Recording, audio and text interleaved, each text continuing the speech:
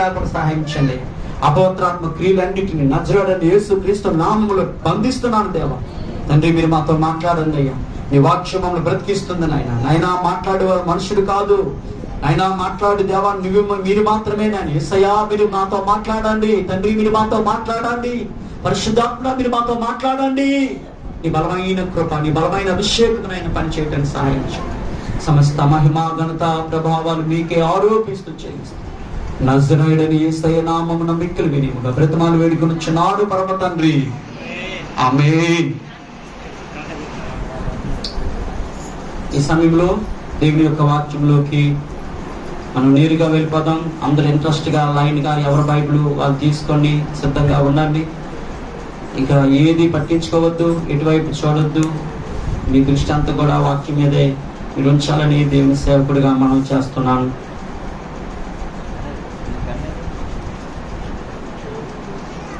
ఇదేనాన్న దానియేలు గురించి చాలాసార్లు మనం విన్నాం. ఈరోజు మరింత డీప్గా దానియేలు గురించి మనము దేవుని యొక్క వాక్యాన్ని మనం ధ్యానిద్దాం. మరింత లోతుల్లోకి దానియేలు, సద్రాకు, మేషాకు, అబేద్నెగోలు వాళ్ళు ఏ స్థితి నుండి ఏ స్థితికి వచ్చారు, వాళ్ళు అలా రావటానికి కారణం ఏంటో ఖచ్చితంగా ఈ సమయంలో మనము వాక్యాన్ని మనం ధ్యానిద్దాం. హల్లెలూయా. దయచేసి ఎవరు మరి మాట్లాడద్దు, యాక్టివ్గా ఉండండి. వాక్యం మీద మనసు పెట్టండి.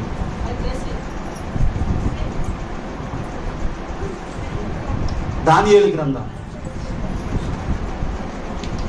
1వ అధ్యాయం 1వ వచనం చదవండి. మైక్లో చదవండి. దానియేలు గ్రంథం 1వ అధ్యాయం 1వ వచనం.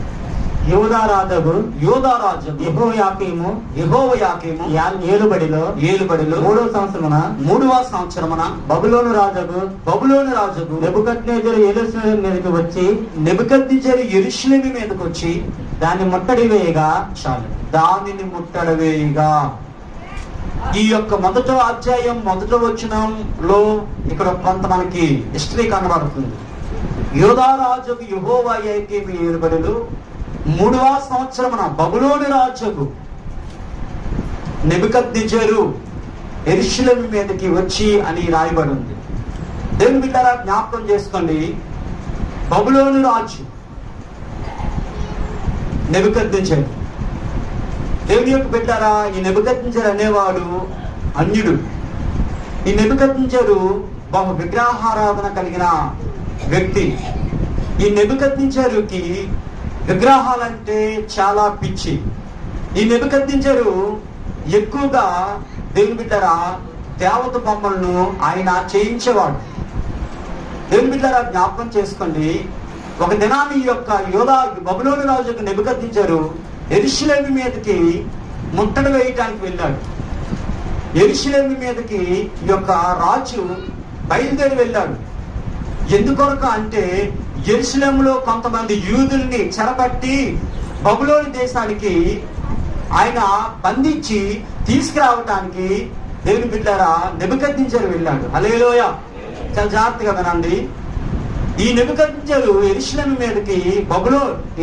మీదకి యూదులను బంధించి తీసుకురావడానికి వెళ్ళి ఆయన అనుకున్నట్టుగానే కొంతమంది యూదుల్ని ముట్టడి వేసి వారిని బంధించి తమ్ముడు యెరూషలేము నుండి బబులోను దేశానికి ముట్టడి వేసి తీసుకురావడం జరిగింది. ఎవరిని తీసుకొచ్చాడు బబులోను రాజు అంటే? నెబుకద్నెజరు ఎవరిని తీసుకొచ్చారంటే యూదులను తీసుకొచ్చారు. ఎవరిని? యూదులు. ఈ మాట జ్ఞాపకం చేసుకుంటే యూదులు. ఈ ప్రపంచంలో గోత్రాలు ఉన్నాయి. అన్ని గోత్రాల కన్నా విలువైన గోత్రం ఏదైనా భూమి మీద ఉందంటే అది యోధా గోత్రం. హల్లెలూయా. యేసు ప్రభువారు కూడా యూదుల్లోనే పుట్టాడు. కాబట్టి దేవుని బిడ్డలారా, జ్ఞాపకం చేసుకోండి. కాబట్టి ఆ యూదుల మీదకే వెళ్ళి ఆ విలువైన జనాంగాన్ని ముట్టడి వేసి బంధించి తీసుకొచ్చాడు. హల్లెలూయా. ఎందుకు తీసుకొచ్చాడంటే వారిని బానిసలుగా వాడుకోవటానికి తీసుకొచ్చాడు. హల్లెలూయా. దేవుని బిడ్డలారా, వారిని బానిసలుగా వాడుకోవటానికి తీసుకొచ్చాడు. అయితే చాలా మందిని తీసుకొచ్చాడు యూదుల్ని. కానీ 4 పేర్లు మాత్రమే ఈ దానియేలు గ్రంథంలో మనకు కనబడతాయి. హల్లెలూయా. 4 తీసుకొస్తే ఖచ్చితంగా 4 అని బైబిల్ చెప్తుంది. కానీ చాలా మంది యూదులను యొక్క నెబుకద్నెజరు ముట్టడి వేసి తీసుకొచ్చాడు, బంధించి తీసుకెళ్ళిపోయాడు ఆ దేశానికి. కానీ చాలా మందిని బంధించాడు. కానీ 4 మాత్రమే, వారి పేర్లు మాత్రమే ఈ దానియేలు గ్రంథంలో కనబడతాయి. ఆ 4 పేర్లు చెప్పండి. తమ్ముడు ఎవరు? గట్టి చెప్పండి. షద్రాకు, మేషాకు, అబేద్నెగో, దానియేలు.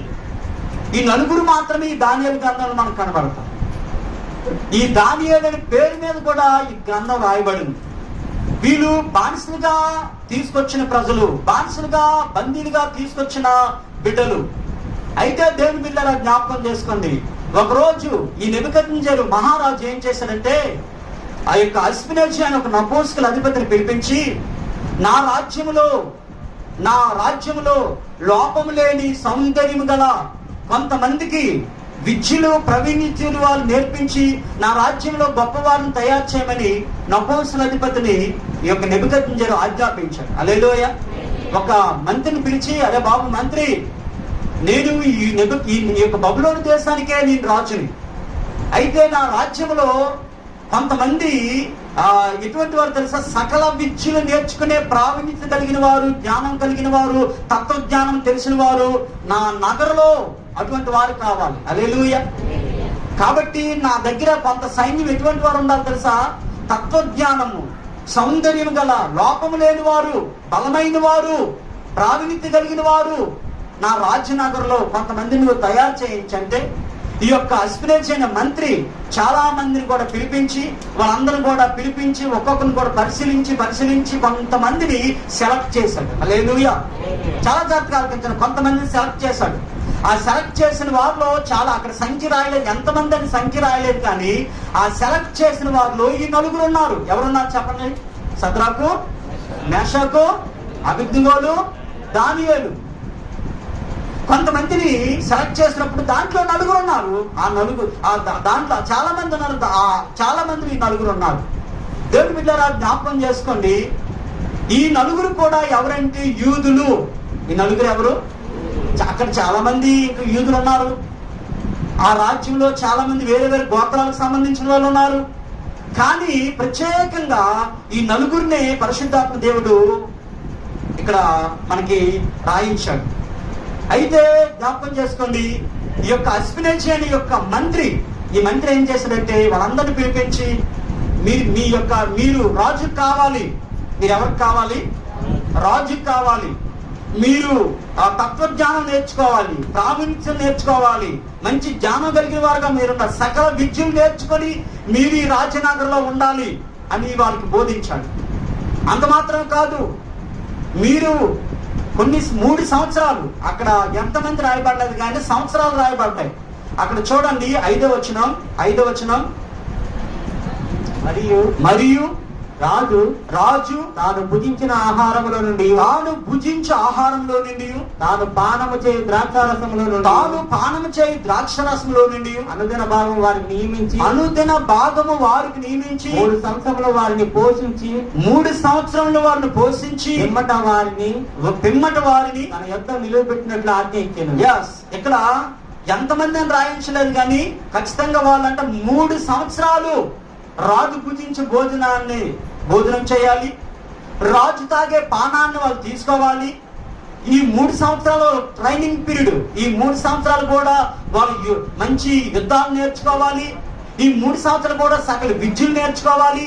ఈ 3 సంవత్సరాలు కూడా ప్రావీణ్యత, జ్ఞానము కలిగి, తత్వజ్ఞానము కలిగి రాజు ఎదుట నిలబెట్టాలి. మంత్రికి చెప్పాడు రాజు ఏమంటే, ఇదిగో అస్పెనోజు, నువ్వేం చేస్తావంటే సామర్థ్యం కలిగిన వారిని కొంతమందిని ఏర్పాటు చేసి నా రాజ్యంలో, నా రాజనగర్లో గొప్పలు ఉండాలి. అది ఎటువంటి వారికి తెలుసా? నా రాజ్యంలో ఉండే జ్ఞానులు ఇంక ఏ దేశంలో ఉండటానికి వీల్లేదు. ఏ రాజ్యంలో ఉండడానికి వీల్లేదు. నా రాజ్యంలో ఉండే యుద్ధం చేసే వీరులు ఇంకే రాజ్యంలో ఉండకూడదు. నా రాజ్యములు ఉండే జ్ఞానులు ఇంకే రాజ్యములు కూడా ఉండకూడదు. అటువంటి వారిని నువ్వు తయారు చెయ్యు అని చెప్పి ఈ రాజు మంత్రి అస్పినేస్ మీద బాధ్యత భారం పెట్టాడు. హల్లెలూయా. ఇప్పుడు ఈ మంత్రి వాళ్ళందరినీ కూడా సెలెక్ట్ చేసి చెప్తున్నాడు, ఇదిగో ఈ 3 సంవత్సరాలు కూడా మీకు సకల విద్యలు నేర్పించబడతాయి. ఈ 3 సంవత్సరాలు కూడా మీకు చాలా విషయాలు నేర్పించబడతాయి. మీరు యుద్ధం నేర్చుకోవాలి, జ్ఞానం నేర్చుకోవాలి, అన్ని విషయాల్లో మీరు ప్రావీణ్యత కలిగిన వాళ్ళు. మీలాంటి వాళ్ళు ఈ ప్రపంచంలో ఎక్కడ కూడా ఉండకూడదు అని రాజు నాకు ఆజ్ఞాపించాడు. కాబట్టి ఈ 3 సంవత్సరాలు కూడా మీరు అన్ని విషయాలు మీరు నేర్చుకోవాలని చెప్పేసి ఎస్పినేజ్ వీళ్ళందరితో చెప్పడం జరిగింది. దేవునికి స్తోత్రం.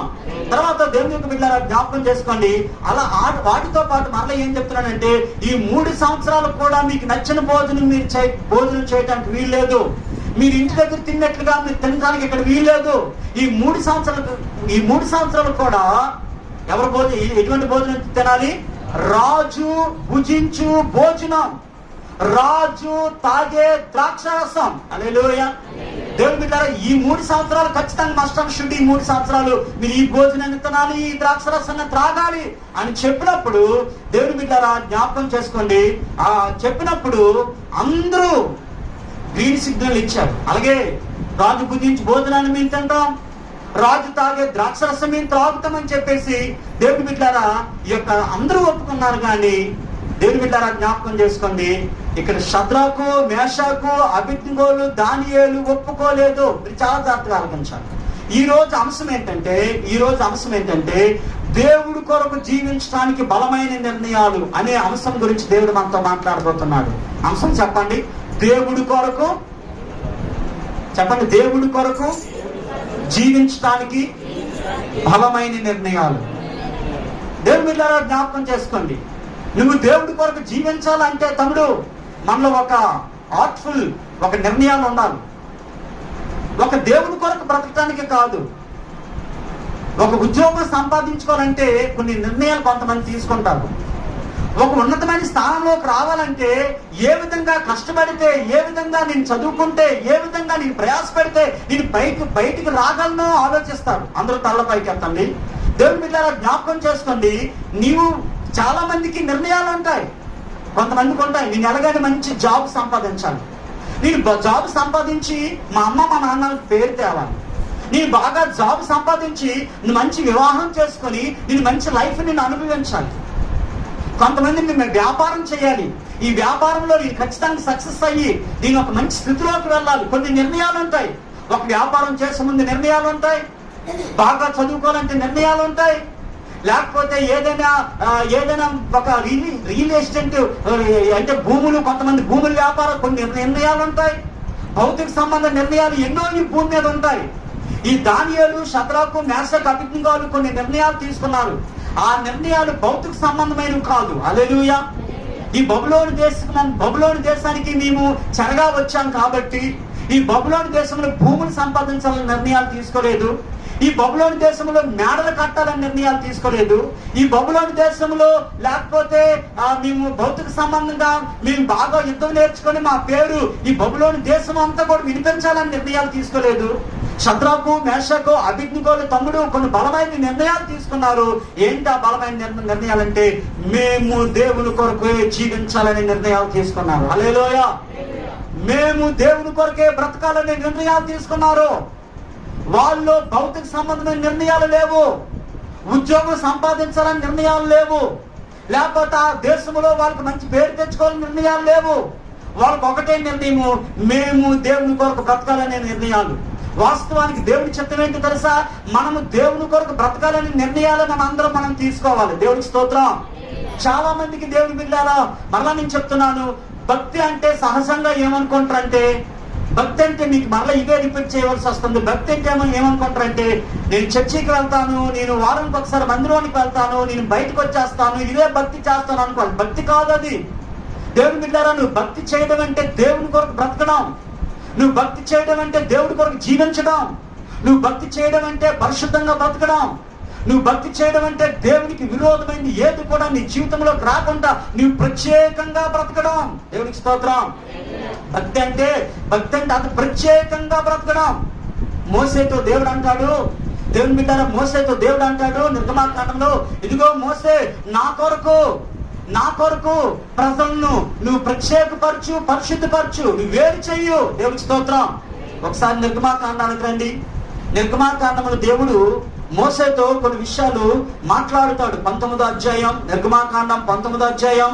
దేవుని బిడ్డారా, ప్రజల్ని ఎలా నడిపించాలో, వాళ్ళని ఎలా స్థిరపరచాలో, ఎలా వాళ్ళని లీడ్ చేయాలో మోసేకు దేవుడు ఆయనతో మాట్లాడతాడు. నిర్గమాకాండం 19వ అధ్యాయం 6వ వచనం. సమస్త భూమియు, చాలా జాగ్రత్త వాక్యం చూడండి. సమస్త భూమియు నాదే కదా, మీరు నాకు యాజక రూపమైన రాజ్యముగాను, పరిశుద్ధమైన జనముగాను ఉందిరని చెప్పుము. చాలు. ఇక్కడ దేవుడు అంటున్నాడు, సమస్త భూమి నాదే. అందరూ తలపైకి అంటాను. బహుశా దేవుని బిడ్డారు, ఈ లోకంలో మనందరం కూడా ఎలా అనుకుంటాం, ఇది నాదండి, ఇది నాదండి, ఇది నాదండి. నీకు కానీ ఎవరికైనా కానీ, భూమి మీద ఉన్న ఎవరికైనా కానీ వాక్యం కానీ నీకు అర్థమైతే ఏది కూడా నాదనవు. హల్లెలూయా. దేవుడు వాక్యం కానీ నీకు అర్థమైతే ఏది కూడా నాదనవు. మనకు దైవం చెప్తున్నాడు. సహజంగా మనం ఈ మాట అనొచ్చు, కానీ నా పిల్లలని మనం సహజంగా అంటాము, కానీ ఒరిజినల్ గా చెప్పాలంటే దేవుడి పిల్లలని మనం పలకాలంట. దేవుడికి స్తోత్రం. గర్భఫలము యెహోవా ఇచ్చిన, ఎవరిచ్చిన బహుమానాలు? మనకు మనం తెచ్చుకున్న బహుమానాలు కాదు, మనకు మనం సృష్టించుకున్న బహుమానాలు కాదు, దేవుడిచ్చిన బహుమానాలు.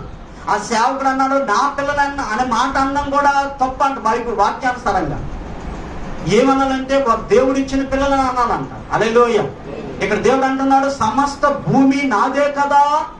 హల్లెలూయా. ఈ రోజు దేవుని బిడ్డలు ఎన్నో భూములు కొంటున్నారు, ఎన్నో వందల ఎకరాలు భూములు కొంటున్నారు, ఎన్నో ఆస్తులు సంపాదిస్తున్నారు. అంతా నాదే, అంతా నాదే, అంతా నాదే, అంతా నాదే. దేవుని బిడ్డలు అంతా నాదనుకునే తమ్ముడు, అంతా నాదనుకునేవాడు ఆ వ్యక్తి కానీ కన్ను మూసిన తర్వాత తన అంటే ఏమైనా వెళ్తాడో తమ్ముడు. కానీ దేవుని బిడ్డలు జ్ఞాపకం చేసుకోండి, సమస్త భూమి నాదే కదా. దేవుడి స్తోత్రం. హల్లెలూయా. ఇంకా ఒరిజినల్ గా ఇంకొక మాట ఉంటది బైబిల్లో, అంటది మనమంట పూర్తిగా విక్రయం చేయకూడదని బైబిల్లో ఉంటుంది. అంటే కంప్లీట్ అంటే రియల్, పూర్తిగా అంట ఒక ల్యాండ్ అని భూమిని అమ్మకూడదంట. మరి ఇప్పుడు ఏం జరుగుతుంది? అదే జరుగుతుంది. వందల వేల ఎకరాలు కొంటున్నారంటే ఏంటది అంటే దాని అర్థం ఏంటంటే దేవుడు అంటాడు నా భూమిని మీరెందుకు అమ్ముతారు అని దాని అర్థం. హల్లెలూయా. ఈ భూమి ఎవరిది? నువ్వు సృష్టించావా? ఎదురుగారు, మనం సృష్టించాం ఈ భూమిని. ఈ భూమి కలుగునుగాక అంటే మనం కలిగిందా భూమి? రాజుతమ్ముడు, ఎవరు చెబితే కలిగింది భూమి? ఆది యోగ గ్రంథం తీయదు, కానీ అక్కడ రాయబడి ఉన్నది శూన్యములో భూమిని వేలాడు తీసిన రాయబడి ఉంటాడు. భూమి ఒకప్పుడు భూమి బైబిల్ చెప్తుంది నిరాకారంగాను శూన్యంగాను ఉంటే దేవుడు వెలుగు కలుగును కాకంటే, చూడండి ఇప్పుడు చూస్తాను మనకు కనబడుతున్న ఎంత వెలుగు, ఎన్ని లైట్లు పెడితే ఎంత వెలుగు వస్తుంది చెప్పండి. హల్లెలూయా. భూమిని అంట బైబిల్ చెప్తుంది సమస్త భూమి నాదే కదా. ఆ మాట పెన్ను ఉంటే అండర్లైన్ చేసుకోండి. సమస్త భూమి నాదే కదా. ఈ భూమి మీద ఏది కూడా ఇది నాది, ఇది నా సొంతం, ఇది నా హక్కు, ఇది నాది. దేవుని బిడ్డలు మన జీవితంలో ఎప్పుడు మన నోటంటే ఆ మాటలు, ఇదేది మనది కాదు, ఇదంతా కూడా దేవుడిది. దేవుడి స్తోత్రం. ఇదేది మంద కాదు, ఇదంతా దేవుడిది. ఏది మంద కాదు. నువ్వు సృష్టిస్తే నీది. నువ్వు గాని నేను గాని భూమిని సృష్టించలే. ఈ భూమి మంద కాదు. దేవుని బిడ్డారా, ఈ లోకమంతా కూడా మనకు అద్దె ఇల్లే, ఈ లోకమంతా కూడా మనకు అద్దె గృహమే. కాబట్టి మనం యాత్రికులం అని రాయబడి ఉంది బైబిల్లో. ఎవరో తమ్ముడు? యాత్రికులం, పరదేశులం. కాబట్టి ఒక రోజు ప్రభు పిలిచినప్పుడు దీన్ని అంతటిని విడిచిపెట్టి మనము చెప్పండి వెళ్ళిపోవాల్సిందే. అందుకే దేవుని బిడ్డారా, ద్వితీయోపదేశ కాండంలో రాయబడి ఉంది ఈ భూమిని విక్రయం చేయకూడదు. ఇక్కడ అంటాడు సమస్త భూమి నాదే కదా. ఈ భూమి మీద ఉన్న ప్రతి ఒక్కటి కూడా దేవుడిదే. కాబట్టి ఏది కూడా ఇది మన సొంతం కాదు, ఇది మన సొత్తు కాదు. 6వ వచనంలో రాయబడి ఉంది, తలపైకి ఎత్తండి, మీరు నాకు యాజక రూపమైన రాజ్యముగాను పరిశుద్ధమైన జనముగాను ఉందిరని చెప్పము. ఓ మోసే, వాళ్ళకి నీ మాట చెప్పు, వాళ్ళకి పేరు పెట్టు. వారు ఎవరో తెలుసా? మీరు నాకు యాజక రూపమైన రాజ్యము గాను పరిశుద్ధ జనము గాను ఉందని చెప్పు. ఆ ప్రజలు ఎవరు తెలుసా? నాకు యాజక రాజ్యము. ఆ ప్రజలు ఎవరో తెలుసా? పరిశుద్ధ జనము. వారు నాకు పరిశుద్ధ జనము. దేవుని స్తోత్రం, హల్లెలూయా. దేవుని చిత్తం ఏంటంటే మనం పరిశుద్ధ జనంగా ఉండటానికి దేవుడు చీకటిలో నుండి ఆశ్చర్యకరమైన వెలుగులోకి ప్రభు మనల్ని పిలిచాడు. ఎందుకు పిలిచాడంటే తమ్ముడు, పరిశుద్ధ జనముగా ఉండటానికి. చెప్పండి అందరూ ఆ మాట చెప్పండి. ఎవరు ఉండటానికి? గడికి ఎవరు ఉండటానికి? ఎవరు పిలిచారు? దేవుడు పిలిచాడు. మనల్ని దేవుడు ఎందుకు పిలిచాడు అంటే పరిశుద్ధ జనముగా ఉండటానికి దేవుడు పిలిచాడు. పరిశుద్ధ జనంగా ఉండటానికి ప్రభువు పిలిచాడు. దేవుడికి మహిమ కలుగును గాక. హల్లెలూయా, హల్లెలూయా. దేవుని బిడ్డలారా, ఒకసారి 1 కొరింథీయులకు రాసిన పత్రికలో బహుశా 10వ అధ్యాయంలో 11వ అధ్యాయంలో ఒకసారి తీయండి. 1 కొరింథీయులకు రాసిన పత్రికలో దేవుని యొక్క వాక్యము మరొక చోట ఎలా చెప్తుంది? దేవుని యొక్క వాక్యాన్ని తీయండి. 2వ కొరింథీయులకు రాసిన పత్రిక 6వ అధ్యాయం 18వ వచనం చదవండి. 162వ పేజీ 2వ కొరింథీయులకు రాసిన పత్రిక 6వ అధ్యాయం. దేవుని ఆలయమునకు చాలా జాగ్రత్తగా, దేవుని ఆలయమునకు విగ్రహములతో ఏం పొందిక? మనము జీవము గల దేవుని ఆలయమై ఉన్నాము. అందుకు దేవుడు ఇలా సెలవిస్తున్నాడు. చూడండి, ఎవరు సెలవిస్తున్నారు? అందుకు దేవుడు ఎలా సెలవిచ్చుచున్నాడు? నేను వారిలో నివసించి సంచరింతును. నేను వారిలో నివసించి సంచరింతును. నేను వారి దేవుడినై ఉందును, వారు నా ప్రజలై ఉందురు. నేను వారు దేవుడినై ఉందును, వారు నా ప్రజలై ఉందురు. కావున మీరు నా వారి మధ్య నుండి బయలు వెల్లడి ప్రత్యేకముగా ఉండుడి. కావున మీరు వారి మధ్య నుండి బయలువెళ్ళి ప్రత్యేకముగా ఉండుడి.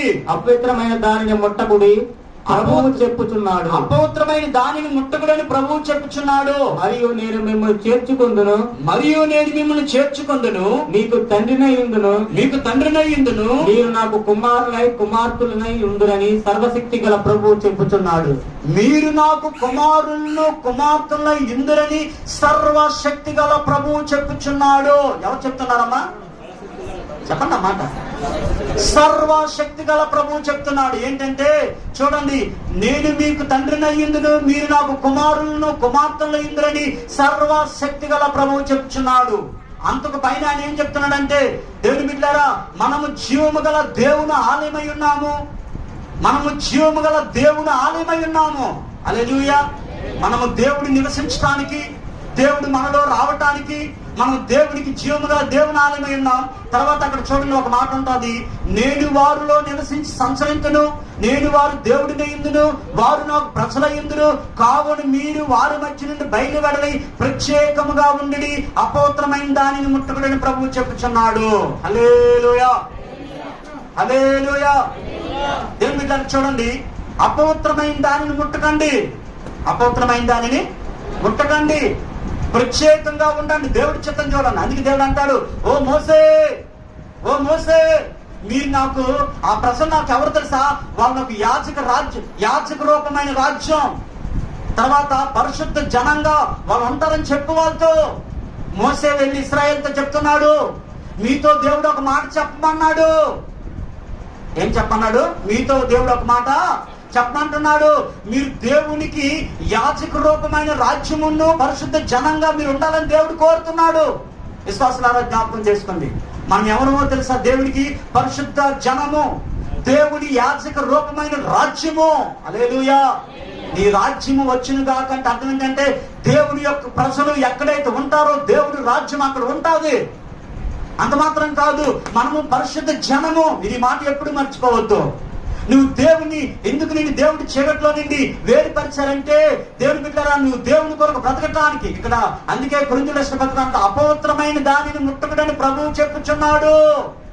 దానియేలు గ్రంథంలో ఇప్పుడు ఆ మంత్రి అస్మినేజ్ అంటున్నాడు, రాజు ఏ భోజనం తింటాడో అదే భోజనం మీరు తినాలి, ఏ ద్రాక్షరసం త్రాగుతాడో అదే ద్రాక్షరసం మీరు తాగాలని చెప్పినప్పుడు దానియేలు ఒక అద్భుతమైన మాట చెప్తున్నాడు. చూడండి, 8వ వచనం.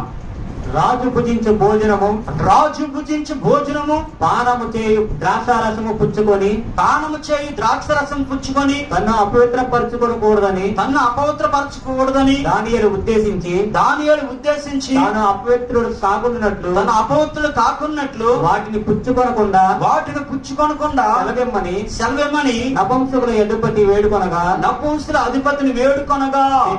చాలు. హల్లెలూయా. దేవుని బిడ్డలారా జ్ఞాపకం చేసుకోండి, ఈ రాజు పూజించే భోజనానికి దేవుని బిడ్డలారా అపవిత్రమైన భోజనం అని పేరు పెట్టాడు దానియేలు. ఏం భోజనం? అపవిత్రమైన భోజనం. ఎంత ధైర్యం ఉండాలండి అపవిత్రమైన భోజనం అని చెప్పడానికి. ఎవరి భోజనం అపవిత్రమైంది? రాజు భోజనం.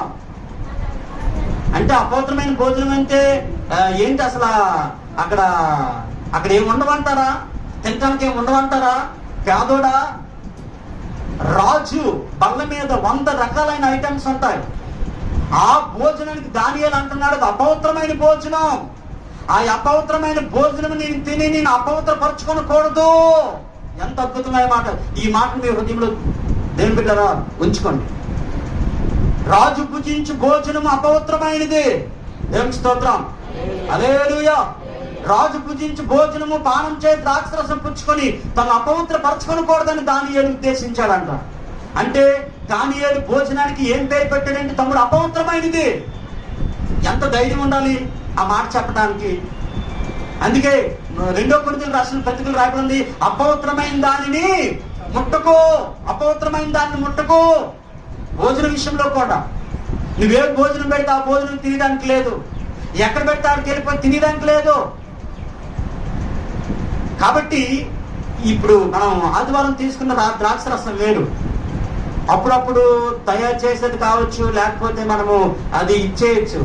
కానీ రాజు త్రాగే ద్రాక్షరసం ఏంటంటే ఈరోజు బ్రాంతి ఎటువంటిదో ఆ ద్రాక్షరసం అప్పుడు అటువంటిది. బాగా పులబెట్టి తన రాజ్యంలో బలవంతులు అవ్వాలంటే వారి శరీరం పెంచడానికి ఆ ద్రాక్షరసం త్రాగేవారు. అది అపవిత్రమైంది. అంత మాత్రం కాదు, రాజు రోజు మాంసాలతోనే తింటాడు. అక్కడ చాలా అపవిత్రమైన ఆహారం కూడా ఉంటుంది, అది అపవిత్రమైంది. కాబట్టి దానియేలు ఒకటి అనుకున్నాడు, రాజు అయితే అవ్వచ్చు, నా దేవుడి కన్నా రాజు గొప్పోడు కాదు అనుకుంటున్నాడు దానియేలు. హల్లెలూయా. దానియేలుకి కొన్ని నిర్ణయాలు ఉన్నాయి. దానియేలుకి కొన్ని దేవుని బిడ్డల బలమైన నిర్ణయాలు ఉన్నాయి. యెరూషలేము నుండి బబులోను దేశానికి ముట్టడి వేసి తీసుకొచ్చినప్పుడు కూడా దానియేలుకు కొన్ని బలమైన నిర్ణయాలు ఉన్నాయి. ఏంటి తెలుసా బలమైన నిర్ణయాలు? నేను దేవుని కొరకు ప్రత్యేకంగా బ్రతకాలనే నిర్ణయం ఉంది. హల్లెలూయా. నేను ప్రభు కొరకు ఎలా బ్రతకాలి? ప్రత్యేకంగా చూడండి, ఒకసారి ఆలోచించాను తమ్ముడు. అప్పటికి దేవుని బిడ్డ దానియేలుకు వయసు కూడా ఎక్కువ కాదు, 15-16 సంవత్సరాల వయసు. ఇక్కడ ఎవరున్నారు 15-16 సంవత్సరాల వయసు కలిగినారు?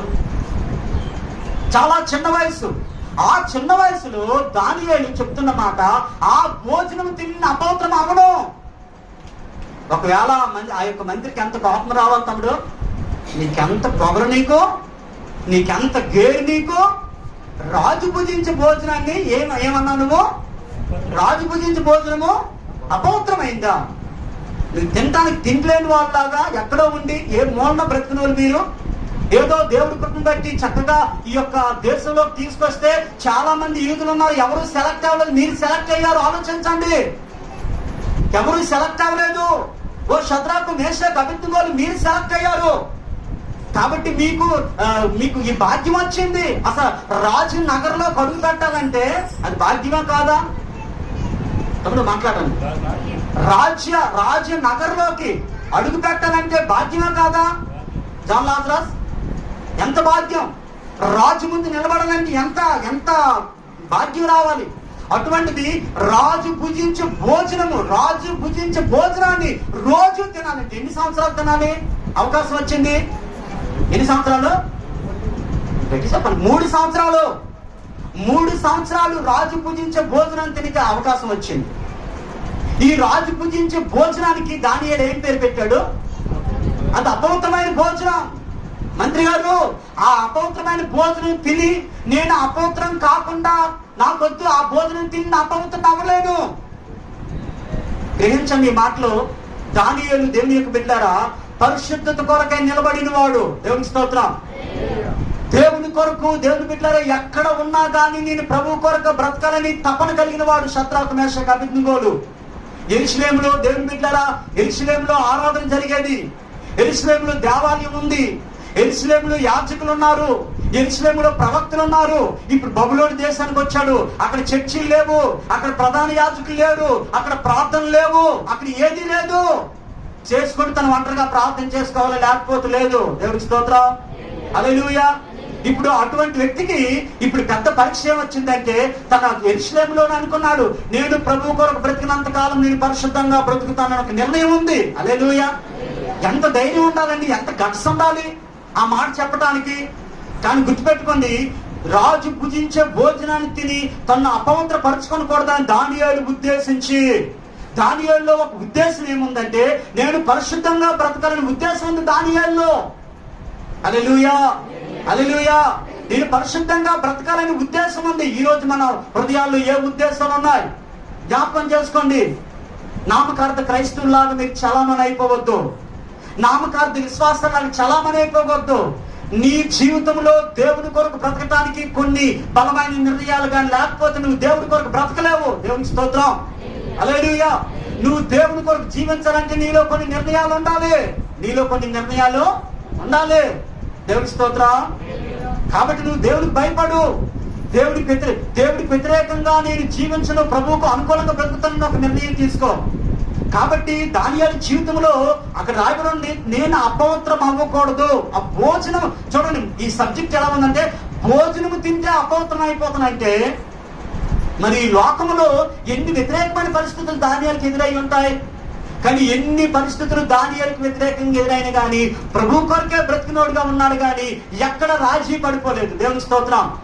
మన ఆత్మీయ జీవితంలో మరొకటి ఉండాలి తమ్ముడు, రాజీ పడలేని భక్తి మనం చేయాలి. ఏ భక్తి? రాజీ పడలేని భక్తి. దేవుని స్తోత్రం. కాబట్టి రాజీ పడిపోవడం అంటే కొన్ని స్థలాలకు వెళ్ళినప్పుడు, కొన్ని ప్లేస్లకు వెళ్ళినప్పుడు, కొన్నిసార్లు మనుషులు పెట్టు లేకపోతే మరొకరిని పెట్టు, కొన్నిసార్లు రాజీ పడిపోతుంటాం. రాజీ పడకూడదు. నీ ఆత్మీయ జీవితానికి డామేజ్ అవుతుందంటే నీవు ఈ విధంగా లేకపోతే దేవునికి వ్యతిరేకంగా నువ్వు ఏదైనా వ్యతిరేకమైన మార్గాలు వెళితే నీ ఆత్మీయ జీవితం పాడైపోతుందంటే నువ్వు ఎట్టి పరిస్థితులు కూడా దేవునికి వ్యతిరేకంగా నువ్వు నిలబడటానికి వీల్లేదు. నీలో ఒక ఉద్దేశం ఉండాలి, నేను ప్రభువు కొరకు బ్రతకాలని ఉద్దేశం నీలో ఉంటేనే నువ్వు ప్రభువు కొరకు బ్రతకగలవు. దేవుని స్తోత్రం. హల్లెలూయా. ఎంతమంది మీరు ఉద్దేశాలు కలిగి ఉన్నారు, దేవుడి కొరకు బ్రతకాలని ఉద్దేశాలు కలిగి ఉన్నారు? దేవుని బిడ్డారా, మరలా నేను చెప్తున్నాను, ఒక తల్లిని ఒకరు అడిగారు, అమ్మా నువ్వు ఎందుకు యేసుప్రభువుని నమ్ముకున్నావు అంటే ఆవిడ ఇంక ఏమీ చెప్పకుండా ఒకటే ఉంది, నాకు ఒకప్పుడు కాలు చాలా నొప్పిగా ఉండేదండి, ప్రభు దగ్గరికి వచ్చానండి, పాస్టర్ గారు ప్రార్థన చేస్తారని నేను అందుకే దేవుడిని నమ్ముకున్నానండి. దేవుని బిడ్డారా, నువ్వు దేవుడి దగ్గరికి రావడానికి ఏదో ఒక కారణం ఉండొచ్చు. అది కాదు, ఒకటి మాత్రం గుర్తుపెట్టుకోండి, యేసు ఇక్కడ దేవుడి నిర్గమాకాండంలో దేవుడు అంటున్నాడు, ఇదిగో ఆ ప్రజలు నా కొరకు ఎలా ఉండాలంటే పరిశుద్ధ జనంగా ఉండాలని చెప్పు. హల్లెలూయా, హల్లెలూయా. ఆయన దేవుడు కాబట్టి నీకు అనారోగ్యం అయితే స్వస్థపరుస్తాడు, నీకు ఆకలి అంటే భోజనం పెడతాడు, నీకు వస్త్రం లేకపోతే వస్త్రం ఇస్తాడు. ఇవన్నీ కూడా భౌతిక సంబంధమైనవి, ఇవి పెద్ద విలువైనవి కాదు. హల్లెలూయా, దేవుడికి స్తోత్రం. కాబట్టి విలువైనది ఏదైంది, దేవుడికి ఇష్టమైనది ఏదైంది ఉందంటే పరిశుద్ధ జీవితం. హల్లెలూయా. దేవుడు నీ నుండి నా నుండి కోరుకునేది ఏదంటే పవిత్రమైన జీవితం, ది హోలీ లైఫ్. హల్లెలూయా, హల్లెలూయా. 93 కీర్తనలో దేవుని యొక్క వాక్యం ఎలా చెప్తుందో ఒకసారి చూడండి. 93 కీర్తన 5వ వచనం, 93:5. మైక్లో చెప్పండి. 93:5. నీ శాసనములు ఎన్నడూ తప్పిపోవు. యెహోవా ఎన్నటన్నటికి పరిశుద్ధతయే నీ మందిరమునకు అనుకూలం. దేవుడికి మహిమ కలుగునుగా. 2 చేతుల పైకి దేవుని స్తోత్రం చెప్పండి. యెహోవా ఎన్నటన్నటికి పరిశుద్ధతయే నీ మందిరానికి అనుకూలం. దేవుడి మందిరం ఎక్కడ ఉందండి చెప్పండి అమ్మా, మీరు మాట్లాడండి. దేవుడి మందిరం ఎక్కడ ఉంది? ఇక్కడ దేవుడి మందిరం ఎక్కడ ఉంది? ఎస్, రైట్ ఆన్సర్ అది. దేవుని మందిరం ఎక్కడ ఉంది? మన హృదయమే దేవుడి మందిరం. ఈ మందిరంలో ఏముండాలంట? యెహోవా ఎన్నకన్నటికి పరిశుద్ధతయే నీ మందిరానికి అనుకూలం. ఈ మందిరంలో అందరూ చూడండి, ఈ మందిరంలో ఏముండాలంటే పరిశుద్ధతయే. ఈ మందిరంలో ఏముండాలంటే పరిశుద్ధతయే. హృదయమే, అందుకే దేవుడు హృదయమే దేవునికి జీవము గల, మనము జీవము గల దేవుని ఆలయమై ఉన్నామని మీరు ఎరుగురా. మనం ఎవరు అంటే జీవము గల దేవుని ఆలయాలం. హల్లెలూయా. మన హృదయమే జీవము గల దేవుని ఆలయం. కాబట్టి ఈ ఆలయంలో నిత్యము ఉండవలసింది ఏంటంటే పరిశుద్ధత. కాబట్టి అందుకే దేవుడు అంటాడు మోసేతో, మోసే ఆ ప్రజలు నాకు పరిశుద్ధమైన జనంగా ఉండాలని చెప్పు. మన ఆత్మీయ జీవితంలో దేవుని బిడ్డలని జ్ఞాపకం చేసుకోండి.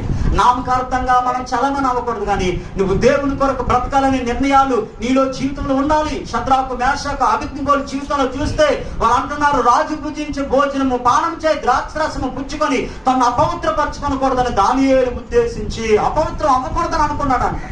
ఈ రోజు నిన్ను పాడు చేసేవి ఈ లోకములు ఎన్నో ఉన్నాయి. నీ హృదయాన్ని పాడు చేసేవి ఎన్నో ఉన్నాయి. నీ చూపులను పాడు చేసేవి ఈ లోకములు ఎన్నో ఉన్నాయి. నీ ఆత్మీయ జీవితాన్ని పాడు చేసేవి ఎన్నో ఉన్నాయి. ఈ రోజు నిన్ను ఏది అపవిత్రం చేస్తుందో నువ్వు గ్రహించగలిగిన స్థితిలో ఉన్నావా? ఈ మాట మీరు అర్థం చేసుకోండి. నిన్ను ఏదైనా అపవిత్రం చేస్తుందని గ్రహించే స్థితిలో ఉన్నావా? అదే రాజు పూజించి భోజనం కానీ మనకు అవకాశం వస్తే మన ఊరందరూ చెప్తాం, నాకు మాత్రమే అవకాశం వచ్చింది రాజు బల్ల మీద కూర్చొని భోజనం చేసే అవకాశం. హల్లెలూయా. దానియేలుకి రాజు పూజించి భోజనం చేయడానికి అవకాశం వచ్చినా ఏమంటున్నాడంటే అది అపవిత్రమైన భోజనం. ఆ అపవిత్రమైన భోజనం తిని నిన్ను అపవిత్రపరచుకోకూడదు, నేను అపవిత్రం అయిపోకూడదు. రాజు పూజించి భోజనం తింటే అపవిత్రమైతే ఈ లోకములో మనల్ని అపవిత్రం చేసినవి ఎన్నో ఉన్నాయి. నిన్ను పాడు చేసేవి, నిన్ను దేవుడికి దూరం చేసేవి, ఆత్మీయ జీవితంలో నిన్ను పాడు చేసేవి ఈ లోకములు ఎన్నో ఉన్నాయి. ఈ లోకములో ఎవరు పరిపాలిస్తున్నాడు? సాతాను ఏలుబడి చేస్తున్నాడు. ఈ లోకమంతా కూడా సాతానుడే. శరీరాశ, నేత్రాశ, జీవపడంబము ఇవన్నీ కూడా లోకములో ఉన్నాయి. శరీరాశలు ఉన్నాయి, నేత్రాశలు ఉన్నాయి. నువ్వు చూసిందల్లా నాకు కావాలనుకోకు. శరీరాశలు కూడా నాకు అవి కావాలనుకోకు. జీవపడంబాలు నాకు కావాలనుకోకు. నువ్వు చూసిందల్లా కావాలనుకుంటే నీ పవిత్రమైన జీవితము అపవిత్రం అయిపోద్ది. నువ్వు దేవుని బిడ్డలారా, నువ్వు చూసిందల్లా నాకు కావాలనుకుంటే నువ్వు నీ ఆత్మీయ జీవితం పాడైపోద్ది. కాబట్టి మన ఆత్మీయ జీవితాన్ని పాడు చేసినవి ఈ లోకంలో ఎన్నో ఉన్నాయి. కాబట్టి ఏది నిన్ను పాడు చేస్తుంది, ఏది నిన్ను పాడు చేయక నువ్వు గ్రహించాలి. గ్రహించకపోతే, వివేచన లేకపోతే దేవుని బిడ్డలారా జ్ఞాపకం చేసుకోండి, నీ ఆత్మీయ జీవితం చాలా చాలా పెద్ద కష్టమేం కాదు. నీ ఆత్మీయ జీవితం నువ్వు పాడు చేసుకుంటావు. నీ ఆత్మీయతే, మొట్టమొదటి నీలో ఉన్న పరిశుద్ధత లేకపోతే, నీలో ఉన్న ఆత్మీయ జీవితం లేకపోతే నువ్వు దేవుడికి అవసరం లేదు. దేవుడికి స్తోత్రం. హల్లెలూయా. నీ ఆత్మీయ జీవితం కానీ పాడైపోతే, చాలా జాగ్రత్తగా మాట్లాడండి, నీ ఆత్మీయ జీవితం కానీ పాడైపోతే నువ్వు దేవుడికి అవసరం లేదు. ఎవరు దేవుడికి మనల్ని దేవుడు వారు నాకు కావాలంటున్నాడు కదా, దేని బట్టి కావాలి? మనము దేవుణ్ణి మనం ఏ మంచితనం ఉందని దేవుడు ఆయన కావాలంటున్నాడు. నేనే మీ తండ్రిని, మీరే నా కుమారులు కుమార్తెలై ఉన్నారు అంటున్నాడు కదా. మనలో ఏ మంచితనం ఉందని దేవుడు కావాలనుకుంటున్నాడు. దేవుని బిడ్డలారా జ్ఞాపకం చేసుకోండి, యేసయ్య నరగక ముందు, ప్రభువుని తెలియక ముందు, వాక్యం తెలియక ముందు, మందిరానికి రాకముందు ఈ లోకములో మనం చెడిపోయిన వారము, పాడైపోయిన వారము, సాతాను చేతిలో ఏలుబడిలో మనం ఉండిన వారము. హల్లెలూయా. ఇప్పుడైతే యేసు రక్తంలో కడగబడిన తర్వాత దేవుడు అంటున్నాడు, మీరు అపవిత్రమైనది ముట్టకండి, మీరు ఈ లోకములో నుండి వేరైపోండి. దేవుడికి స్తోత్రం. దేంట్లో నుండి వేరవ్వాలండి? లోకములో నుండి వేరవ్వాలి. మనం ఎక్కడున్నాం? ప్రజెంట్ లోకములోనే ఉన్నాం. అందుకే దేవుడు అంటున్నాడు, మీరు లోకములోనే ఉన్నారు కానీ మీరు లోకస్తులు. యోహాను సువార్త 15వ అధ్యాయంలో దేవుని యొక్క వాక్యం ఎలా చెప్తుంది చూడండి. యోహాను సువార్త 15వ అధ్యాయం, యోహాను సువార్త 15వ అధ్యాయం 19వ వచనం. యోహాను సువార్త 15వ అధ్యాయం 19వ వచనం. మీరు చాలా జాగ్రత్తగా ఈ మాట వినండి. మీరు లోక సంబంధి అల్లా ఎడల లోకము లోకము తన వారిని స్నేహించును. తన వారిని స్నేహించును. అయితే మీరు లోక సంబంధులు కారు. చూడండి, యేసు ప్రభు వారు స్వయంగా ఈ మాట చెప్తున్నాడు. అయితే మీరు లోక సంబంధులు కారు. నేను మిమ్మల్ని లోకములో నుండి ఏర్పరచుకుంటుని. నేను మిమ్మును లోకములో నుండి ఏర్పరచుకుంటుని. అందుచేతనే లోకము మిమ్మల్ని ద్వేషించుచున్నది. చాలు. హల్లెలూయా. ఇక్కడ బైబిల్ చెప్తుంది, అయితే మీరు లోక సంబంధులు కాదు, నేను మిమ్మును లోకములో నుండి ఏర్పరచుకుంటుని, అందుచేతనే లోకము మిమ్మును ద్వేషించుచున్నది. దేవుని స్తోత్రం. హల్లెలూయా, హల్లెలూయా. దేవుని బిడ్డలారా, జ్ఞాపకం చేసుకోండి. దేవుడు అంటున్నాడు, మిమ్మల్ని లోకములో నుండి నేను వేరు చేస్తాను, మిమ్మల్ని లోకములో నుండి నేను పిలుచుకున్నాను. కాబట్టి దేవుడు అంటున్నాడు, మీరు లోక సంబంధులు కాదు, మీరు లోకములో నుండి నేను వేరు చేశాను. కాబట్టి జ్ఞాపకం చేసుకో, నీ ఆత్మీయ జీవితానికి లోకానికి ఎటువంటి సంబంధం ఉండకూడదు. దేవునికి స్తోత్రం. ఈ మాటలు నీకు ఖచ్చితంగా అర్థం అవ్వాలి. దేవుని బిడ్డలారా, నీకు ఈ లోకానికి సంబంధం ఉండకూడదు. దేవుడు అంటాడు, నేను మిమ్మల్ని లోకములో నుండి చెప్పండి వేరు చేశాను, ఏర్పరచుకుని ఉన్నాను, మీరు లోక సంబంధాలు కారు. కాబట్టి దేవుడు అంటాడు, మిమ్మల్ని లోకములో నుండి వేరు చేశాను. కాబట్టి ఎప్పటికీ కూడా నీ ఆత్మీయ జీవితంలో లోకముతో నువ్వు పెనవేసుకుంటే, లోకముతో నువ్వు అంటుపెట్టుకుని ఉంటే ఖచ్చితంగా నువ్వు లోకంలో నుండి బయటికి రా. దేవుని స్తోత్రం. హల్లెలూయా. దేవుని బిడ్డలారా, జ్ఞాపకం చేసుకుని, నీ ఆత్మీయ జీవితాన్ని పాడు చేసి లోకములు ఎన్నో ఉన్నాయి. తమ్ముడు చెల్లి ఆలోచించు. ఏ ఏ ఏ ఏ యొక్క అపవిత్రతని పాడు చేస్తాదో, ఏ భోజనం పాడు చేస్తాదో, ఏ అపవిత్రమైనవి నేను పాడు చేస్తాయో నువ్వు గ్రహించాలి. నువ్వు గ్రహిస్తే గాని అది అపవిత్రమైందా పరిశుద్ధమైందా నువ్వు గ్రహించలేవు. చాలా మంది కూడా అన్ని ఒకటే కనబడతాయి, అన్ని ఒకటే. చర్చకు వస్తాం, దేవుడి దగ్గర ఉంటాం, సినిమాల్లో ఉన్న హృదయం ఏమి బాధ అంటే లోపట హృదయం ఏమి నొప్పని పెంచదు. రోజుకొక 4-5 షోలు సీరియల్ చూసినా హృదయం గాయపరచబడదు. ఎవరు పెడితే వాళ్ళతో తిరుగుతున్నా హృదయం ఏమి నొప్పని పెంచదు. ఎక్కడ పెడితే అక్కడికి వెళ్ళి ఏది పెడితే తినిస్తుంటే హృదయం నొప్పని పెంచదు. కనబడని కోట స్థలాల్లో కనబడితే హృదయం నొప్పని పెంచదు. నేను అంటాను, దేవుని కొరకు బ్రతకాలనే నిర్ణయాలు లేకపోతే నీకు ఏ నొప్పి అనిపించదు. హల్లెలూయా, హల్లెలూయా. దేవుని కొరకు జీవించాలని మనసు కానీ లేకపోతే నువ్వు ఎక్కడ ఉన్నా నీకు నీ మనసు ఏం పెద్ద ఫీల్ అవ్వదు. దేవుడికి స్తోత్రం. దానియేలు హృదయం ఇక్కడ ఫీల్ అవుతుంది, అది అపవిత్రమైన భోజనం. ఆ భోజనాన్ని తిని నేను అపవిత్రం అయిపోకూడదు అనుకుంటున్నాడు దానియేలు. తమ్ముడు జ్ఞాపకం చేసుకో, ఈ లోకంలో దేవుడు నిన్ను లోకంలో నుండి ఏర్పరచుకున్నాడు, లోకంలో నుండి మనల్ని వేరు చేస్తాడు. అందుకంటే మీరు లోక సంబంధులు కారు. హల్లెలూయా. మీరు లోక సంబంధులు. మీరెవరో తెలుసా? దేవుని ప్రజలు. మీరెవరో తెలుసా? దేవుని యాజక రాజ్యమైన ప్రజలు, పరిశుద్ధ జనాంగం మనం. కాబట్టి దేవుడు అంటాడు, అపవిత్రమైనది ముట్టకండి, మీరు ఈ లోకంలో మీరు ప్రత్యేకమైన వారుగా ఉండండి. దేవుని స్తోత్రం. హల్లెలూయా. దేవుని బిడ్డలారా, పాలుతేళ్లు ప్రవహించి దేశానికి దేవుడు నడిపిస్తుంటే, మోసే సేనాయి కొండ మీదకి వెళ్తుంటే చాలా మంది కూడా దేవుని బిడ్డలారా అక్కడ ఉండి అహరోను అంటారు, అహరోను మాకు ఒక బంగారపు దూడను చేయించి అంటారు. బంగారపు దూడను చేయించి ఎవరితో అంటారు? ఇశ్రాయేలీలా అంటారు. చాలా జాగ్రత్తగా ఈ మాట వినండి. ఇశ్రాయేలీలు అంటారు, మాకు ఒక బంగారపు దూడను చేయించు. హల్లెలూయా. ఆమె పేర్చండి. ఇశ్రాయేలీలు, తమ్ముడు, ఇశ్రాయేలీలు ఎర్ర సముద్రాన్ని పాయలు కావడం చూశారు, బండ నుండి నీళ్లు రావడం చూశారు అంటున్నారా? ఎర్ర సముద్రం ఎవరి కొరకు పాయలు చేశాడు దేవుడు? ఇశ్రాయేలు కొరకు. బండ నుండి నీళ్ళు ఎవరి కొరకు దేవుడు బండ నుండి నీళ్లు రప్పించాడు? అమ్మా చెప్పండి. ఇశ్రాయేలు కొరకు. ఐగుప్తు దేశంలో 10 అద్భుతాలు ఎవరి కొరకు దేవుడు చేశాడు? ఇశ్రాయేలు కొరకు.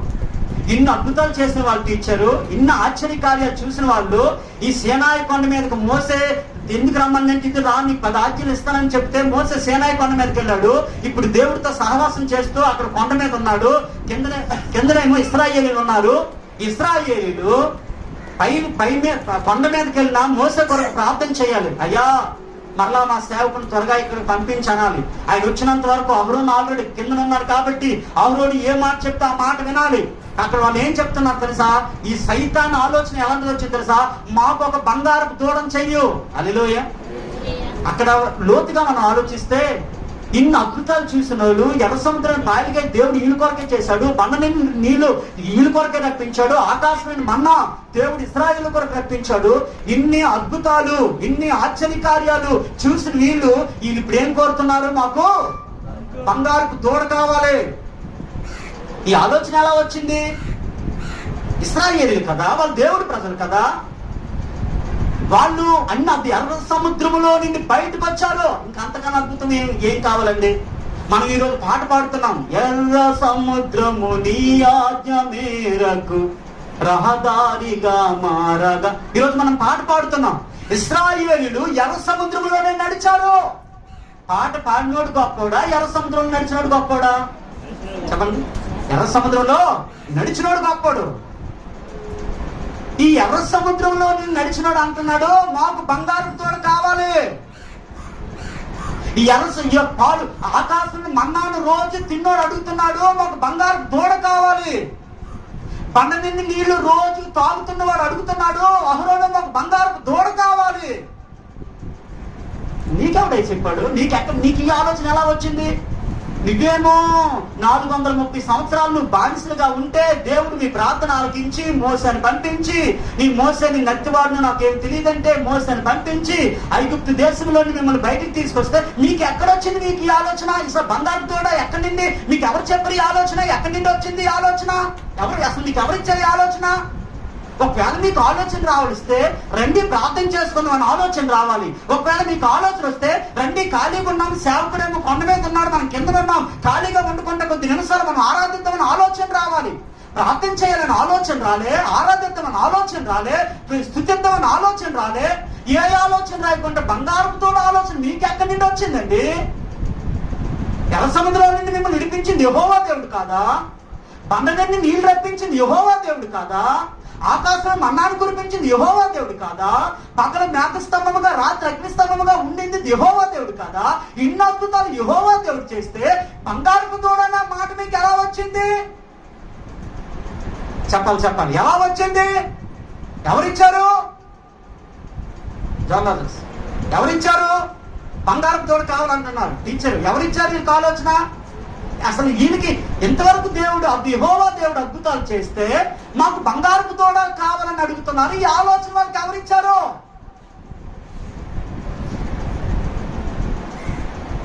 సెవెన్. వీళ్ళకి ఎక్కడ ఆలోచన వచ్చింది?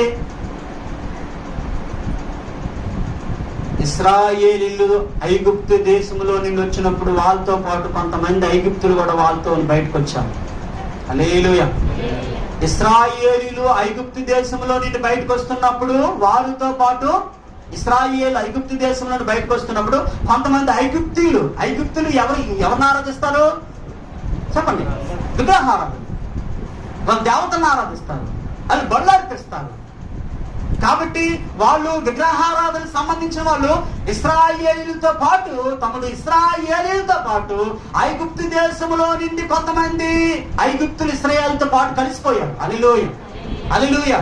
ఒకవేళ ఐగుప్తులు కానీ ఈ యొక్క ఇశ్రాయేలు సైన్యులు కానీ ఎప్పుడూ లేకుండా ఈ ఆలోచన వాళ్ళకి వచ్చేది కాదు.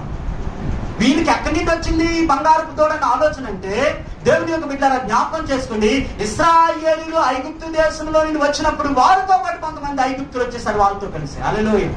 ఇప్పుడు ఇశ్రాయేలీయులతో ఐగుప్తులు ఉన్నారు. ఇంకో మాట గుర్తుపెట్టుకోండి, ఇప్పుడు వీళ్ళు ఐగుప్తు దేశంలో నుండి వీళ్ళు బయలుదేరినప్పుడు 10 లక్షల మంది జనం అంట. ఇశ్రాయేలీయులు 10 లక్షల మంది జనము ఐగుప్తు దేశంలో నుండి బయలుదేరినప్పుడు. ఈ 10 లక్షల మంది జనము ఎక్కువ, లేకపోతే బహుశా ఐగుప్తులు ఎంతమంది ఉంటారు? బహుశా వస్తే ఒక 2000 మంది, ఒక 3000 మంది, ఒక 4000 మంది ఒకవేళ వాళ్ళతో పాటు వచ్చి ఉంటారు, బాగా స్నేహం చేసి వచ్చి ఉంటారు. ఈ 4000 మంది ఐగుప్తులు ఎక్కడ? ఈ 10 లక్షల మంది ఇశ్రాయేలీయులు అక్కడ. అవసరమైతే 10 లక్షల మంది ఇశ్రాయేలీయులు ఈ 4000 మంది ఐగుప్తుల్ని ప్రభువులోకి నడిపించాలి. చాలా జాగ్రత్తగా ఆలకించాలి. ఈ 4000 మంది ఐగుప్తులు ఉన్నారు ఈ 10 లక్షల మంది జనాంగంలో. ఈ 10 లక్షల మంది ఏం చేయాలంటే, అయ్యా మీకు ఎంతవరకు మీరు దేవుడు తెలియలేకపోయారు, మీరు రాజు ఫరోకు కూడా నిజమైన దేవుడు ఎవరో తెలియలేకపోయారు, అందుకే ఇంతవరకు దేవతలను రాళ్ళను రెప్పలను ఆరాధించారు. ఇక్కడ నుండి ఇదిగో మా గొప్ప దేవుడు ఉన్నాడు, ఇదిగో మా అందరిని పాలుతల ప్రవహించి దేశాన్ని నడిపిస్తున్నాడు, ఇక్కడ నుండి మీరు కూడా జీవము గల దేవుణ్ణి ఆరాధించండి ఈ 10 లక్షల మందిని, ఈ 4 లక్షల మందిని యేసయ్య త్రిప్పాలి. కానీ అక్కడ ఏం జరిగిందో తెలుసా?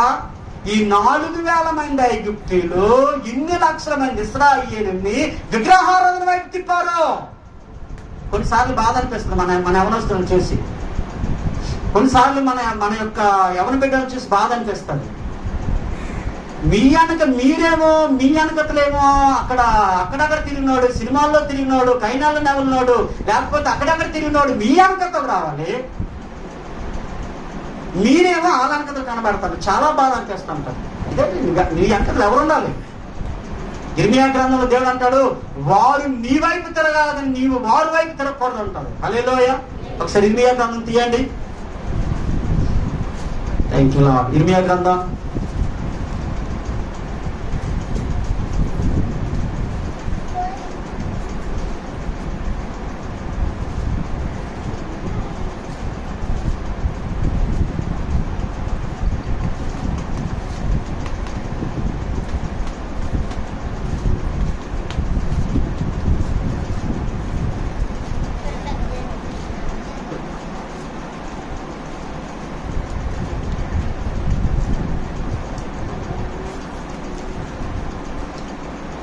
30వ అధ్యాయానికి రండి. 30 కాదు, 15వ అధ్యాయం 19వ వచనం. ఇర్మియా గ్రంథం అందరూ కూడా 15వ అధ్యాయం 19వ వచనం అందరూ కూడా బైబిల్ తీసి చాలా జాగ్రత్త పెన్నులను అండర్లైన్ చేసుకోండి. కాబట్టి యెహోవా ఎలా సెలవిచ్చును, నీవు నా తట్టు తిరిగిన ఎడల నీవు నా సన్నిధి నిలిచినట్లు నేను నిన్ను తిరిగి రప్పింతును. ఏవి నీచములో, చాలా జాగ్రత్తగానండి, ఏవి నీచములో, ఏవి ఘనములో నీవు గుర్తుపట్టిన ఎడల నీవు నా నోటి వలె ఉందువు. వారు నీ తట్టునకు తిరుగువలెను. గాని నీవు వారి తట్టునకు తిరగకూడదు. Okay right. ఈ మాటలను బట్టి ఒకసారి అందరూ 2 చేతుల పైకి దేవుని స్తోత్రం చెప్పండి. 7 సార్లు బిగ్గరగా చెప్పండి. హల్లెలూయా, హల్లెలూయా, హల్లెలూయా, హల్లెలూయా, హల్లెలూయా, హల్లెలూయా, హల్లెలూయా. ఇక్కడ దేవుని బిడ్డ ఇర్మియాతో దేవుడు అంటున్నాడు, నీవు నా సన్నిధి నిలిచినట్లు నీవు నా తట్టు తిరిగిన యెడల నేను తిరిగి రప్పింతును. ఇక్కడ చూడండి, దేవుడు అంటున్నాడు, ఏవి నీచములో ఏవు ఘనములో నీవు గుర్తుపట్టిన ఎడల, నీవు గుర్తుపట్టాలి. ఏవి నీచములో ఏవు ఘనములో, ఈ మాట చెప్పండి. ఏవి నీచములో ఏవి ఘనములో, అర్థమవుతుందా? ఏవి నీచం, ఏది ఈ లోకంలో నువ్వు ఉన్నావు, ఏవి నీచమైనవి, ఏ మార్గాలు నీచమైనవి, ఏ పరిస్థితులు నీచమైనవి, ఏవి ఘనమైనవి, అవి నువ్వు గుర్తుపట్టాలి. నీ కాళ్ళు ఉన్నాయని చెప్పేసి ఎక్కడ పడితే అక్కడికి వెళ్ళిపోవడం, నీకు నోరు ఉందని చెప్పేసి ఏది పడితే తినడం, నీ కళ్ళు ఉన్నాయని చెప్పేసి ఏది పడితే చూసడం, నీకు రమ్మంటాడని చెప్పేసి మొత్తం ఈ యొక్క పాకిస్తాన్ ఇండియా మొత్తం తిరిగడం కాదు. ఏది నీచము ఏది ఘనము, నీ ఆత్మీయ జీవితంలో నా వైపు చూడండి, ఏది పరిశుద్ధమైందో ఏది అపవిత్రమైందో నువ్వు గుర్తుపట్టకపోతే యూ విల్ క్లీన్ బౌల్, నువ్వు ఖచ్చితంగా నువ్వు అంతే పడిపోతావు అంతే. అర్థమవుతుందా? ఏది ఘనం, ఏది పరిశుద్ధమైంది, ఏది పవిత్రమైనది, ఏది దేవుని కొరకు ఘనమైనది, ఏది నీచమైనది, అది నువ్వు గుర్తుపట్టాలి. ఇర్మియా, నువ్వేది పడితే దాన్ని నమ్మకో, ఎలా పడితే వాళ్ళకి వెళ్ళిపోకు. ఏది నీచమో ఏది ఘనమో నువ్వు గుర్తుపట్టాలి. బిడ్డలారా జ్ఞాపకం చేసుకోండి, నువ్వు ప్రభువుని నమ్ముకొని చాలా సంవత్సరాలు అవుతుంది, దేవుని నమ్ముకొని చాలా ఇయర్స్ అవుతుంది. నీ ఆత్మకి అన్ని దీన్ని ఏమంటారు, వివేచన అంటారు. 9 వరాలు ఉన్నాయి బైబిల్లో. 9 వరాల్లో ఒక వరం వివేచన వరం. నువ్వు ప్రార్థన చేస్తున్నప్పుడు ఈ ప్రార్థన అడుగు, ప్రభువా నాకు వివేచన దయచేయి ప్రభువా. వివేచన అంటే అర్థం ఏంటంటే నువ్వు మంచిదేదో చెడుదేదో గ్రహించే జ్ఞానం. హల్లెలూయా. వివేచన అంటే అది రైటా అది రాంగా నువ్వు గ్రహిస్తావు. దానియేలు గ్రహించాడు. ఏమన్నాడు దానియేలు? అది అపవిత్రమైన భోజనం. దానియేలు నీకెలా తెలుసు? దానియేలు ఎవరండి? రోజుకు 3 మారు ప్రార్థన చేసిన వాడు, రోజుకు 3 మారు దేవుడితో సహవాసం చేసిన వాడు, రోజుకు ముమ్మారు దేవుడితో గడిపినాడు, రోజుకు ముమ్మారు దేవుడి పాదాల దగ్గర నిలబడినాడు. ప్రార్థన చేస్తున్నాడు గ్రహిస్తాడు. ప్రార్థన చేస్తున్నడికి మంచివేవో చెడ్డవేవో అర్థమైపోతాయి. దేవుడితో గడిపినాడికి నీచమేదో ఘనమైందేదో అర్థమైపోద్ది. ఇర్మియాతో దేవుడు అంటున్నాడు, ఏవి నీచములో ఏవి ఘనములో నీవు గుర్తుపట్టిన ఎట్లా నీవు నా నోటి వలె ఉందువు. తర్వాత అంటాడు, వారు నీ తట్టు తిరుగువలను గాని నీవు వారి తట్టుకి తిరగకూడదు. దేవుడికి స్తోత్రం. విశ్వాసారా, నువ్వు లోకము నిన్ను వెంబడించాలి కానీ నీవు లోకాన్ని వెంబడించకూడదు. లోకము నీ వైపు తిరగాలి కానీ నువ్వు లోకం వైపు తిరగకూడదు. దేవుడు చెప్తున్నమాట, లోకం నిన్ను వెంబడించాలి, లోకం నీ వెనకతలు రావాలి, లోకం నిన్ను ఫాలో అవ్వాలి. అంతేగాని నువ్వు లోకం వెనకతలా, నువ్వు సాతాన్ వెనకతలా, నువ్వు అపవిత్రమైన వెనకతలా, ఎవరు పిలుస్తావాడు వెనకతలా, ఎక్కడ పడితే అక్కడికి వెళ్ళిపోయి అక్కడికి వెళ్ళిపోయి నువ్వు నిలబడిపోయి లేకపోతే వారితో కలిసి జీవించకూడదు. అందుకే వాటో కీర్తనలో దేవుడు రాయించాడు మన కొరకే. దుష్టుల ఆలోచన చప్పున నడువుక, పాపుల మార్గమును నిలువుక, అపహాసులు కూర్చుని చట్ట కూర్చుండక, దివారాత్రము ధర్మశాస్త్రాన్ని దానిని ధ్యానించేవాడు ధన్యుడు. కాబట్టి జ్ఞాపకం చేసుకో, నీవు లోకం వైపు తిరగకూడదు, నీ వైపు లోకం తిరగకూడదు. దేవుడికి స్తోత్రం. నువ్వే దేవుని బిడ్డ, నీతో ఎవరైనా స్నేహం చేస్తే ఆ 10 మంది యేసయ్యలోకి రావాలి. నీ వెనకతలు వాళ్ళు రావాలి కానీ నువ్వు వాళ్ళ వెనకతలు వెళ్ళకూడదు. దేవుడికి స్తోత్రం. హల్లెలూయా, హల్లెలూయా. దేవుని బిడ్డరా, జ్ఞాపకం చేసుకోండి మన ఆత్మీయ జీవితంలో అందుకే జ్ఞాపకం చేసుకోండి, 10 లక్షల మంది ఏమో ఇశ్రాయేలీలు, 4,000 మంది ఏమో చెప్పండి ఐగుప్తీయులు. ఈ 10 లక్షల మంది ఇశ్రాయేలీలు ఈ 4,000 మందిని యేసయ్య దగ్గరికి నడిపించాలి. ఇంతవరకు మీకు నిజమైన దేవుడి గురించి తెలియలేదు, మీ రాజు ఫరోకు తెలియలేదు ఇంతవరకు. అందుకే మీరు దేవతలను ఆరాధించారు, అనేకమైన వాటిని నమ్మారు, మనుషుల ఆచారాలను పాటించారు. మీరు సజీవుడైన దేవుడు, నిజమైన దేవుడు యెహోవా అని వాళ్ళకి సువార్త ప్రకటించాలి. వాళ్ళకి ఆ సువార్త ప్రకటించలేదు. ఈ 4,000 మంది ఈ 10 లక్షల మందిని టర్నోవర్ చేశారు. ఎటువైపు? లోకం వైపు, దేవత వైపు, దూడ వైపు. దేవుడికి స్తోత్రం. ఎంతమంది టర్నోవర్ అయ్యారు కానీ యెహోషువ ఒక మాట అంటాడు. యెహోషువతో కూడా అంటారు, వీళ్ళందరూ కూడా ఇశ్రాయేలు, యెహోషువ రండి, ఆ మోసాన్ని వాడు ఏమయ్యాడు? వీళ్ళు కృతజ్ఞత లేని అపవిత్రమైన వాడు. ఆ మోసాన్ని వాడు ఏమయ్యాడు? ఆ మోసాన్ని వాడు సచ్చాడు బ్రతికాడు మనకు తెలియదు. అంటే తన సేవకుడి మీద ఎంత విశ్వాసం ఉందో చూడండి వీళ్ళకి. ఆ మోసాన్ని వాడు ఏమయ్యాడు? అవును, నువ్వు బంగారు దూరం చేయకపోతే నేను చంపేస్తాం అని చెప్తే ఆయన ఎక్కడ వీళ్ళు చంపేస్తారని భయానికి చేసి నేను ఒకసారి అడిగాను. నేను ఒక మంచి అనుభవం దైవజన్ని అడిగాను, అయ్యా మోసే అహరోను ఇద్దరు కలిసే కదా ఐగుప్తు దేశానికి వెళ్ళారు, ఐగుప్తు దేశంలో అద్భుతాలన్నీ వీళ్ళు చేశారు కదా, వాళ్ళు దూడం చేయమనగానే అహరోను ఎందుకు దూడం చేశాడు? అలా చేయకూడదని చెప్పుండొచ్చు కదా అని నేను అడిగితే ఆ దైవజన్ చెప్పాడు, లేదు వాళ్ళు అహరోన్ని చంపడానికి కూడా సిద్ధమైపోయారంట. దేవుని స్తోత్రం. హల్లెలూయా. ఆ భయానికి మీరు దేని వెనకత పడితే దాని వెనకత పడాలని నాకు సంబంధం లేదనుకొని ఆ బంగారపు దూడను తయారు చేస్తే ఇప్పుడు ఆ బంగారపు దూడను సాగిలి పడి చెప్తున్నారు, ఆరాధిస్తున్నారు. ఎర్ర సముద్రాన్ని పాయలు చేసింది నీవే, బండ నుండి నీళ్లు రప్పించింది నీవే, ఐగుప్తులో మమ్మల్ని విడిపించింది నీవే. 4,000 మంది 10 లక్షల మందిని తిప్పారు. పూర్వంలో నువ్వు ప్రభువు నమ్ముకుని చాలా సంవత్సరాలు అవుతుంది, ఎంతమందిని ప్రభు వైపు నువ్వు తిప్పగలుగుతున్నాడు? ఈరోజు దేవుని నమ్ముకుని నువ్వు నమ్ముకొని చాలా సంవత్సరాలు అయింది, ఎంతమందిని నీకు లేకపోతే నీ స్నేహితులు కానీ నీకు తెలిసిన వాళ్ళు కానీ నీకు పరిచయస్తులు కానీ ఆయా స్థలాల్లో అక్కడికి వెళ్తున్నప్పుడు స్వార్థ ప్రకటించి ఎంతమందిని యేసు వైపు నువ్వు తిప్పావు? దేవుని స్తోత్రం. ఎంతమందిని ప్రభు వైపు మీరు తిప్పారు? చాలా మంది.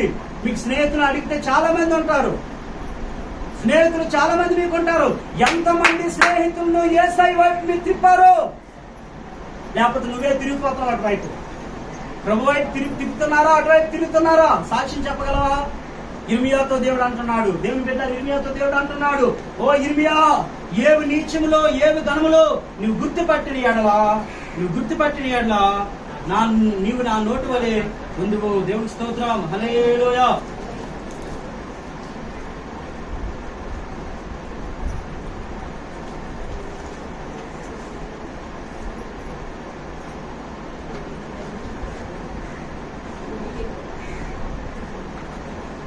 పరిశుద్ధుడు అతి పరిశుద్ధుడు అని గాన ప్రతి గానములు చేయుచుడుందురు. హల్లెలూయా. మనం ఆరాధిస్తున్న దేవుడు పరిశుద్ధుడు, మనం సేవిస్తున్న దేవుడు పరిశుద్ధుడు. దేవుడు బిడ్డలారా, దేవుడు అంటున్నాడు, వారు నీ తట్టుకు తిరగవలను గాని నీవు వారి తట్టుకు తిరగకూడదు. హల్లెలూయా, హల్లెలూయా. అందుకే దేవుడు బిడ్డలారా, జ్ఞాపకం చేసుకోండి, ఈ రోజు నీ ఆత్మ గుర్తుపెట్టుకోండి, వాక్యం ఆదివారం నేర్చుకోవడం కాదు, నీకు నువ్వు పరిశీలన చేసుకోవాలా. ఈ రోజు దేవుడు అడుగుతున్నాడు, నువ్వెంతమందిని ప్రభు వైపు తిప్పావు? యేసు ప్రభుని నమ్ముకొని. నువ్వు దేవుడు నమ్ముకొని ఎన్ని సంవత్సరాలు అయింది? నీకెంతమంది స్నేహితులు ఉన్నారు? నీకెంతమంది ఫ్రెండ్స్ ఉన్నారు? నువ్వు ఎన్ని సంవత్సరాలు ప్రభుని బట్టి వెంబడిస్తున్నావు? ఎంతమంది ప్రభుని దేవుడి బిడ్డలు ఎంతమందిని దేవుడి వైపు తిరిపావు? లేకపోతే నువ్వే దేవుడు వారి వైపు తిరిగిపోతున్నావా? దేవుడు అంటున్నాడు, ఇర్మియా, నీ తట్టుకు వారు తిరగాలి కానీ నీవు వారి తట్టుకో చెప్పండి తిరగకూడదు.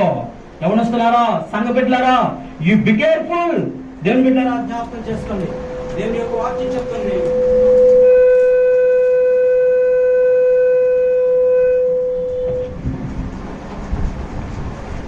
హల్లెలూయా, దేవునికి స్తోత్రం. హల్లెలూయా. నేనెందుకని నీ సొత్తుగా మారితిని. అందరం కలిసి ఒకసారి పాటలు పాడదాం. యేసయ్యా, నీ రక్తముచే కడుగబడినందున నీ అనాది ప్రణాళికలో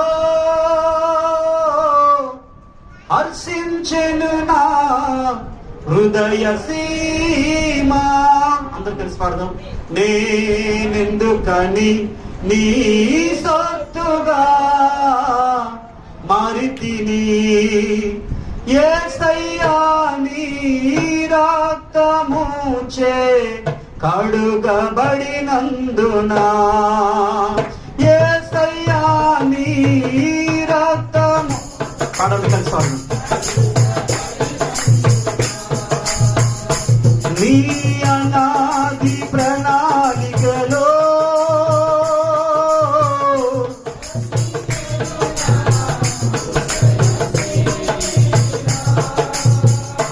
నీ అనాది ప్రణాళికలో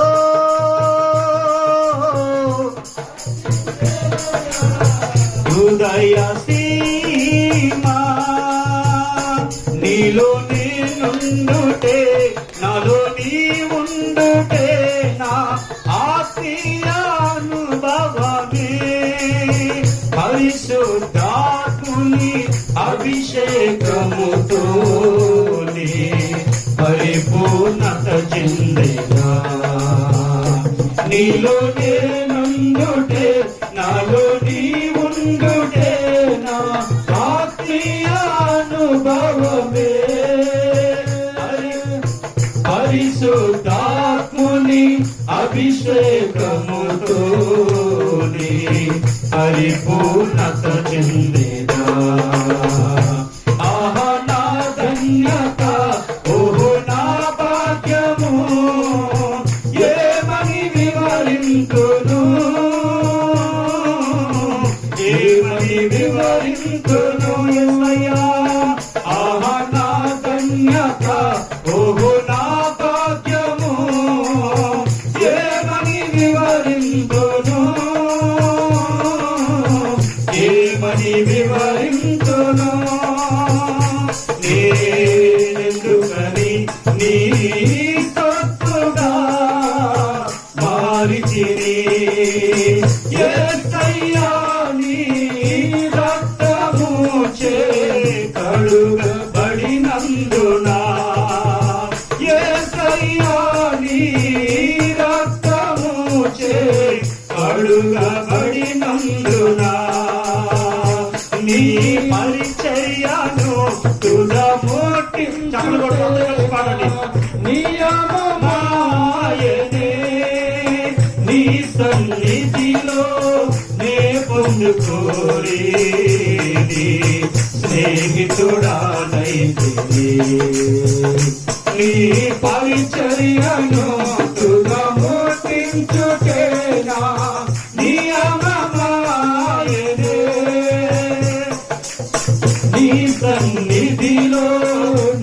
పొందుకోరి నీ స్నేహితుడానైతినే. ఆహా నా ధన్యత, ఓహో నా భాగ్యము, ఏమని వివరింతును, ఏమని వివరింతును. ఆహా నా ధన్యత, ఓహో నా భాగ్యము, ఏమని వివరింతును, ఏమని వివరింతును. ఆహా నా ధన్యత, ఓహో నా భాగ్యము, ఏమని వివరింతును, ఏమని వివరింతును. ఆహా నా ధన్యత, ఓహో నా భాగ్యము, ఏమని వివరింతును. యేసయ్యా ఏమని వివరింతును. నేనెందుకని నీ సొత్తుగా మారితిని. యేసయ్యా నీ రక్తము చే కడుగబడినందున, యేసయ్యా నీ రక్తము చే కడుగబడినందున, నీ అనాది ప్రణాళికలో హర్షించెను నా హృదయ సీమా. నీ అనాది ప్రణాళికలో హర్షించెను నా హృదయ సీమా. హల్లెలూయా, హల్లెలూయా. దేవుని బిడ్డలారా, మనకు సరిగా అర్థం అవ్వదు కానీ దేవుడు మనల్ని ఏర్పాటు చేసుకున్నది అనాది ప్రణాళికలోని దేవుడు ఏర్పాటు చేసుకున్నాడు. దేవునికి స్తోత్రం. దేవుడు మనల్ని ఏర్పాటు చేసుకున్నది అనాది సంకల్పంలోనే. దేవుడి యొక్క వాక్యం చెప్తుంది, తల్లి గర్భములో నీవు పిండముగా రూపింపబడక మునిపే నేను నిన్ను ఎరిగితిని. ఎప్పటి నుండి మనం యేసయ్యకి తెలుసా అంట? ఎప్పటి నుండి మనం యేసయ్యకి తెలుసా అంట? మన డేట్ ఆఫ్ బర్త్ ఎప్పటి నుండి స్టార్ట్ అవుతుంది చెప్పండి? మన డేట్ ఆఫ్ బర్త్ ఎప్పటి నుండి స్టార్ట్ అవుతుంది? తల్లి గర్భంలో నుండి బయటకు వచ్చిన తర్వాత టైం రాస్తారు. ఫలానా 1 గంటకి, ఫలానా బుధవారము, ఫలానా 1 గంటకి 5 నిమిషాలకి పుట్టాడని చెప్పి డేట్ ఆఫ్ బర్త్ రాస్తారు.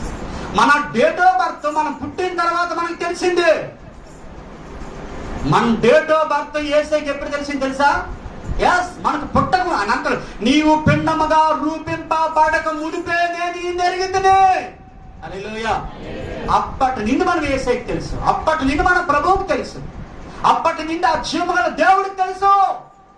ఆ దేవుడు నిన్ను నన్ను ఎందుకు దేవుని బిడ్డారా ఈ భూమి మీద ఆయన స్వరూపంలో దేవుని బిడ్డారా దేవుడు పుట్టించాడంటే ఆయన కొరకు బ్రతకటానికి, ఆయన పరిశుద్ధ జనాంగంగా ఉండటానికి. అందరికీ బయట చూడండి, ఆయన సొత్తుగా ఉండటానికి. ఇప్పుడు మనం పాట పాడినాం, ఆయన సొత్తుగా ఉండటానికి. దేవుడికి స్తోత్రం. హల్లెలూయా. 43వ కీర్తన యెషయా గ్రంథంలో దేవుని యొక్క వాక్యం ఎలా ఉంటుంది చూడండి. 43:1 యెషయా గ్రంథం మైక్లో చదవండి. యెషయా గ్రంథం 43:1.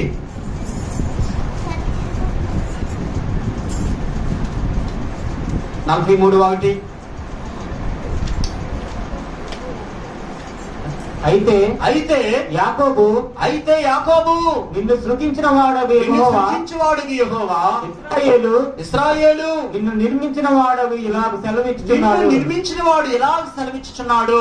నేను నిన్ను విమోచించి ఉన్నాను. వినండి, నేను నిన్ను విమోచించున్నాను. భయపడకుము, పేరు పెట్టి నిన్ను పిలిచి ఉన్నాను. నీవు నా సొత్తు.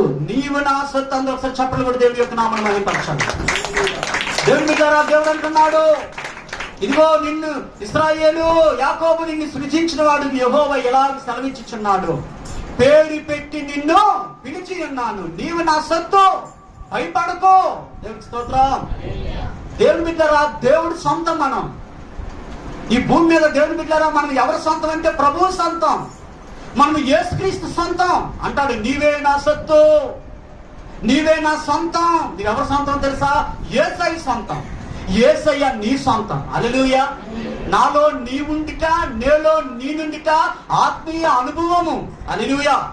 యేసయ్య నీలో ఉంటేనే నీలో ఉజ్జీవం బయలుదేరుతుంది. యేసయ్య నీ హృదయంలో ఉంటేనే నీలో అభిషేకం బయలుదేరుతుంది. యేసయ్య వాక్యం నీలో ఉంటేనే నీలో ఒక రివైవల్ ఉద్యమం బయలుదేరుతుంది. దేవునికి స్తోత్రం. చాలా మంది ఎంత వాక్యం చెప్పినా, ఎంత బలమైన మాటలు చెప్పినా, వీళ్ళు కాములో పేషెంట్ లాగా కదలరు మెదలరు, కదలరు మెదలరు. కాములో ఉన్నవాడిని ఏ బాబు బాబుని పిలిస్తే కదలరు, చూస్తుంటాడు అంతే. దేవుని బిడ్డరా, నీలో ఉద్యమం ఎప్పుడు వస్తుంది తెలుసా? నీలో దేవుని యొక్క వాక్యం కానీ పనిచేస్తే నీలో ఉద్యమం బయలుదేరుతుంది. హల్లెలూయా. నీలో దేవుని ఆత్మ పనిచేస్తే నీలో ఉద్యమం బయలుదేరుతుంది. దానియేలు 3 సంవత్సరాల వరకు నీకు ఇదే ఫుడ్.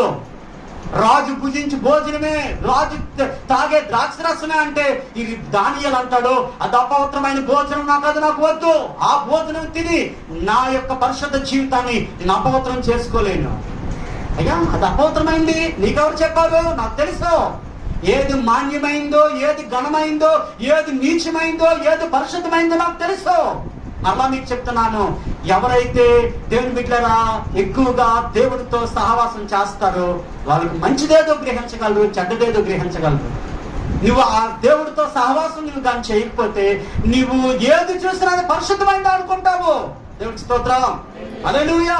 దేవుని బిడ్డ జ్ఞాపకం చేసుకుని నేను త్వరగా నేను ముగించాలనుకుంటున్నాను. దానియేలు అపవిత్రమైందని ఎంచుకొని మరి ఆ భోజనం ఆయన తినలేదు. అప్పుడు నపుంసకుడు అంటున్నాడు, అయ్యా రాజు, అయ్యా దానియేలు, ఈ భోజనం కానీ మీరు తినకపోతే నా ప్రాణం పోతుంది. అప్పుడు అంటాడు దానియేలు, 10 రోజుల వరకు మాకు ఆకుకూరలు భోజనం పెట్టండి. 10 రోజుల వరకు రిక్వెస్ట్, రాజుగారికి తెలియకుంటే ఈ చిన్న సహాయం చెయ్యు. 10 రోజుల వరకు మాకు ఆకుకూరలు భోజనం పెట్టండి. 10 రోజుల తర్వాత ఆ మాంసం తిన్నోళ్ళు మొఖాలు మా మొఖాలను చూడు. మా మొఖాలు వాళ్ళ మొఖాలు చూస్తున్నప్పుడు ఒకవేళ కానీ మా మొఖాలు వాడిపోయినట్లు కానీ, మా మొఖాల్లో బ్లడ్ లేనట్లు కానీ, మా మొఖాలు నీరసమైపోయినట్లు ఖచ్చితంగా ఉంటే ఖచ్చితంగా మీరు ఆ రాజు పెట్టే భోజనమే నేను తింటాను. ఎంత విశ్వాసం ఉండాలి ఆ మాటకి. హల్లెలూయా, హల్లెలూయా. ఆకుకూరల భోజనం, ఇక్కడ మాంసాహార భోజనానికి 10 రోజుల పరీక్ష ఎదురయ్యింది. వెంటనే ఆ మంత్రి ఏం చేశారంటే, అలాగే ఈ 10 రోజుల వరకు ఈ భోజనం మీకు పెడతాను, శాఖాహారమే నీకు పెడతాను. ఈ 10 రోజుల తర్వాత ఒక రోజు మిమ్మల్ని చూస్తాను. ఆ 10 రోజుల తర్వాత కానీ మీ మొఖాలు కానీ ఏమైనా తేడా ఉంటే రాజు నా ప్రాణం తీసేస్తానని చెప్తే దానికి రాజుకు తెలియలేదు. మంత్రి అస్పెనెజ్కి దానియేలు మధ్య ఒప్పందం జరిగింది. 15వ వచనం చూడండి. దానియేలు గ్రంథం 1వ అధ్యాయం 15వ వచనం. 10 దినములైన పిమ్మట, చూడండి, 10 దినములైన పిమ్మట వారి ముఖములు రాజభోజనము భుజించు బాలురందరి రాజభోజనం భుజించు బాలురందరి ముఖము వలె, ముఖముల కంటే సౌందర్యముగాను కలగాను కనబడగా రాజు వారికి నియమించిన భోజనము పానము కొరకై పానము కొరకైన ద్రాక్షరసమును ఆ నియామకుడు తీసివేసి వారికి శాఖా ధాన్యాదులు ఇచ్చెను. హల్లెలూయా. వాళ్ళు ప్రార్థనకి జవాబు వచ్చింది లేదా? చెప్పండి. దానియేలు ప్రార్థనకి జవాబు వచ్చింది లేదా? ఈ 10 రోజులు వాళ్ళు ఒకటే ప్రార్థన చేస్తూ ఉంటారు, దేవా ఆ 3 సంవత్సరాలు ఆ అపవిత్రమైన భోజనం మాకొద్దు. ఖచ్చితంగా దానియేలు, సద్రాకు, మేషాకు, అబేద్నెగోలు ఈ 10 రోజుల పరీక్ష. హల్లెలూయా. ఈ 10 రోజుల వారి పరీక్ష. నైనా మాకు ఆ భోజనం మాకు తినకుండా ఆ శోధనని తప్పించండి. మన ఆత్మీయ జీవితంలో కొన్ని శోధనలు, మన ఆత్మీయ జీవితాన్ని పాడు చేసే శోధనలు ఎదురవుతాయి. దాంట్లో మనమే గెలవాలి. దానియేలు, సద్రాకు, మేషాకు, అబేద్నెగోలు 10 రోజులు అది ఒకే ప్రార్థన చేస్తారు. రాజా 10 రోజుల తర్వాత మా మొఖాలు ఆయన చూస్తాడు. మా మొఖాలు చూసినప్పుడు వారి మొఖాల కంటే మా మొఖాలు కలకలగా ఆడాలి. దేవుని బిడ్డ జ్ఞాపకం చేసుకోండి. 10 రోజుల తర్వాత వాళ్ళ మొఖాలు వీరి మొఖాలు చూస్తుంటే దేవుని బిడ్డ సద్రాకు, మేషాకు, అబేద్నెగోల మొఖాలు కలకలలాడితే 3 సంవత్సరాలు రాజు భుజించు అపవిత్రమైన భోజనం దానియేలు ముందుకు రాలేదు. హల్లెలూయా. ఎంత విశ్వాసంతో ఆ మాట పలికాడు చూడండి. 10 రోజులు మమ్మల్ని టెస్ట్ చేయి. దానియేలుకి తెలుసు ఆ దేవుడు ఎంత గొప్ప దేవుడు. దేవుడికి స్తోత్రం. భోజనాన్ని కక్కుర్తి పడిపోలే, భోజనానికి రాజీ పడిపోలేదు. మరలా నేను చెప్తున్నా, ఒక భోజనం కాదు, నీ ఆత్మీయ జీవితాన్ని పాడు చేసేది ఏదైనా నీకు ఎదురైతే దాని నుండి నువ్వు పారిపో. హల్లెలూయా. దాని నుండి నువ్వు తప్పించుకో. నీ ఆత్మీయ జీవితాన్ని పాడు చేసే భోజనమే గాని, నీ ఆత్మీయ జీవితాన్ని పాడు చేసే మరొకటి గాని. కాబట్టి మనం ఎక్కడున్నాం తెలుసా? పరలోకంలో లేము, మనం హిమాలయ పర్వతాల్లో లేము. మనం అందరి ఎదుట, పాపులు ఎదుట, లోకము ఎదుట, అన్యజనుల ఎదుట మనం బ్రతుకుతున్నాం. కాబట్టి నీకు నీవు, నాకు నేనుగా పవిత్రపరచుకొని ప్రత్యేకంగా జీవించే బాధ్యత నీ మీద నీకుంది, నా మీద నాకుంది. అందుకే దేవుడు అంటాడు, మిమ్మల్ని లోకములో నుండి ఏర్పరిచాను, మిమ్మల్ని లోకములో నుండి వేరు చేశాను, కాబట్టి మీరు లోక సంబంధులు కారు. హల్లెలూయా, హల్లెలూయా. దేవుని బిడ్డలారా చూడండి, అలా మనం ముందుకి అలా మనం చూసుకొని వెళ్తే దేవుని బిడ్డలారా ఒకరోజు దేవుని బిడ్డలారా దానియేలు ఆ 3 సంవత్సరాల తర్వాత ఆ దానియేలు షద్రకు, మేషాకు, అబేద్నెగోలు మరికొంతమంది ఈ ఎస్పినేజ్ ఎంతమందిని అయితే సెలెక్ట్ చేశాడో రాజు నగరంలో ఉండటానికి, వాళ్ళందరినీ కూడా ఒక రోజు దేవుని బిడ్డలారా పిలిపించినప్పుడు వాళ్ళందరినీ పిలిచి వారిని ఒకసారి నేను చూస్తానంటే దేవుని బిడ్డలారా జ్ఞాపకం చేసుకోండి, వాళ్ళందరికన్నా ఈ షద్రకు, మేషాకు, అబేద్నెగోలు మాత్రమే వాళ్ళందరికన్నా ఆ యొక్క రాజుకి ఇష్టపడిపోయారంట. దేవుడికి స్తోత్రం. అంతమంది కన్నా రాజు ఇష్టపడిన వారు ఎవరంటే నలుగురు. దేవుని బిడ్డలారా జ్ఞాపకం చేసుకోండి. చూడండి, దానియేలు గ్రంథం 47వ వచనం. దానియేలు గ్రంథం 47వ వచనం. మరియు రాజు చదవండి. మరియు రాజు ఈ మర్మమును ఒకసారి 1:17 కూడా ఒకసారి చూడండి. 1 అధ్యాయం 17 వచనం. ఈ నలుగురు బాలుర సంగతి ఏమనగా దేవుడు వారికి జ్ఞానమును, దేవుడు ఈ మాట చాలా జాగ్రత్త, దేవుడు వారికి జ్ఞానమును,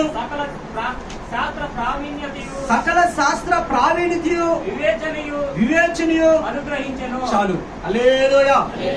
పైన దేవుని స్తోత్రం చెప్పండి. దేవుని బిడ్డలారా దేవుడు వారికి అని మాట ఉంటుంది. దేవుడు వారికి జ్ఞానము, సకల శాస్త్ర ప్రావీణ్యతయు వివేకములు అనుగ్రహించును.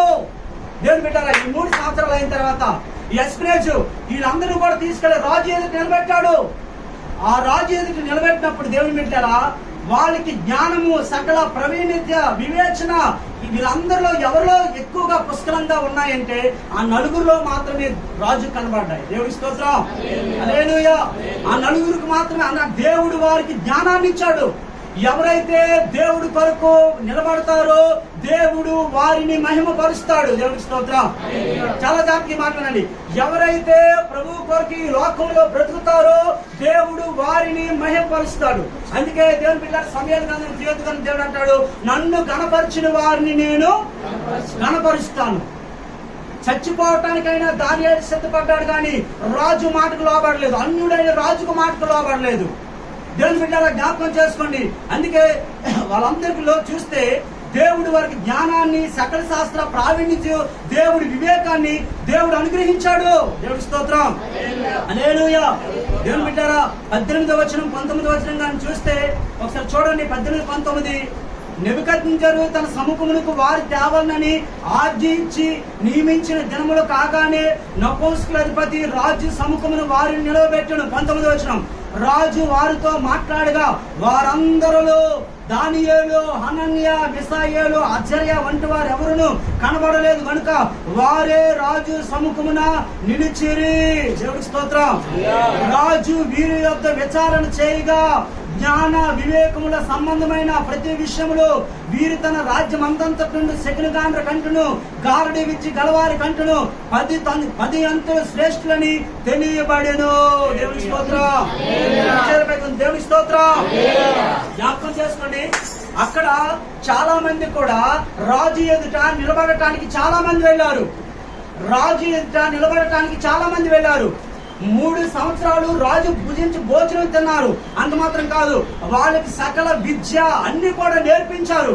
కానీ అక్కడ రాజు ఎదుట సకల విద్యలు కరెక్ట్ గా అక్కడ ప్రెజెంటేషన్ ఎవరు చేస్తారంటే నలుగురే. అక్కడ బైబిల్ చెప్తుంది, రాజు వారితో మాట్లాడగా వారందరిలో దానియేలు, హనన్య, మిషాయేలు, అజర్య వంటి వారు ఎవ్వరూ కనబడలేదు కనుక వారే రాజు సముఖమున నిలిచేరి. హల్లెలూయా. చూడండి, ఎంతమందిలో ఈ నలుగురే ఎలా నిలిచారు? ఎంతమందిలో ఈ నలుగురే ఎలా నిలిచారంటే దేవుని యొక్క బిడ్డలారా జ్ఞాపకం చేసుకోండి. దేవుడు వారితో ఉన్నాడు. దేవుడి స్తోత్రం. హల్లెలూయా. దేవుడు వారితో ఉన్నాడు. దేవుడు వారికి జ్ఞానాన్ని ఇచ్చాడు.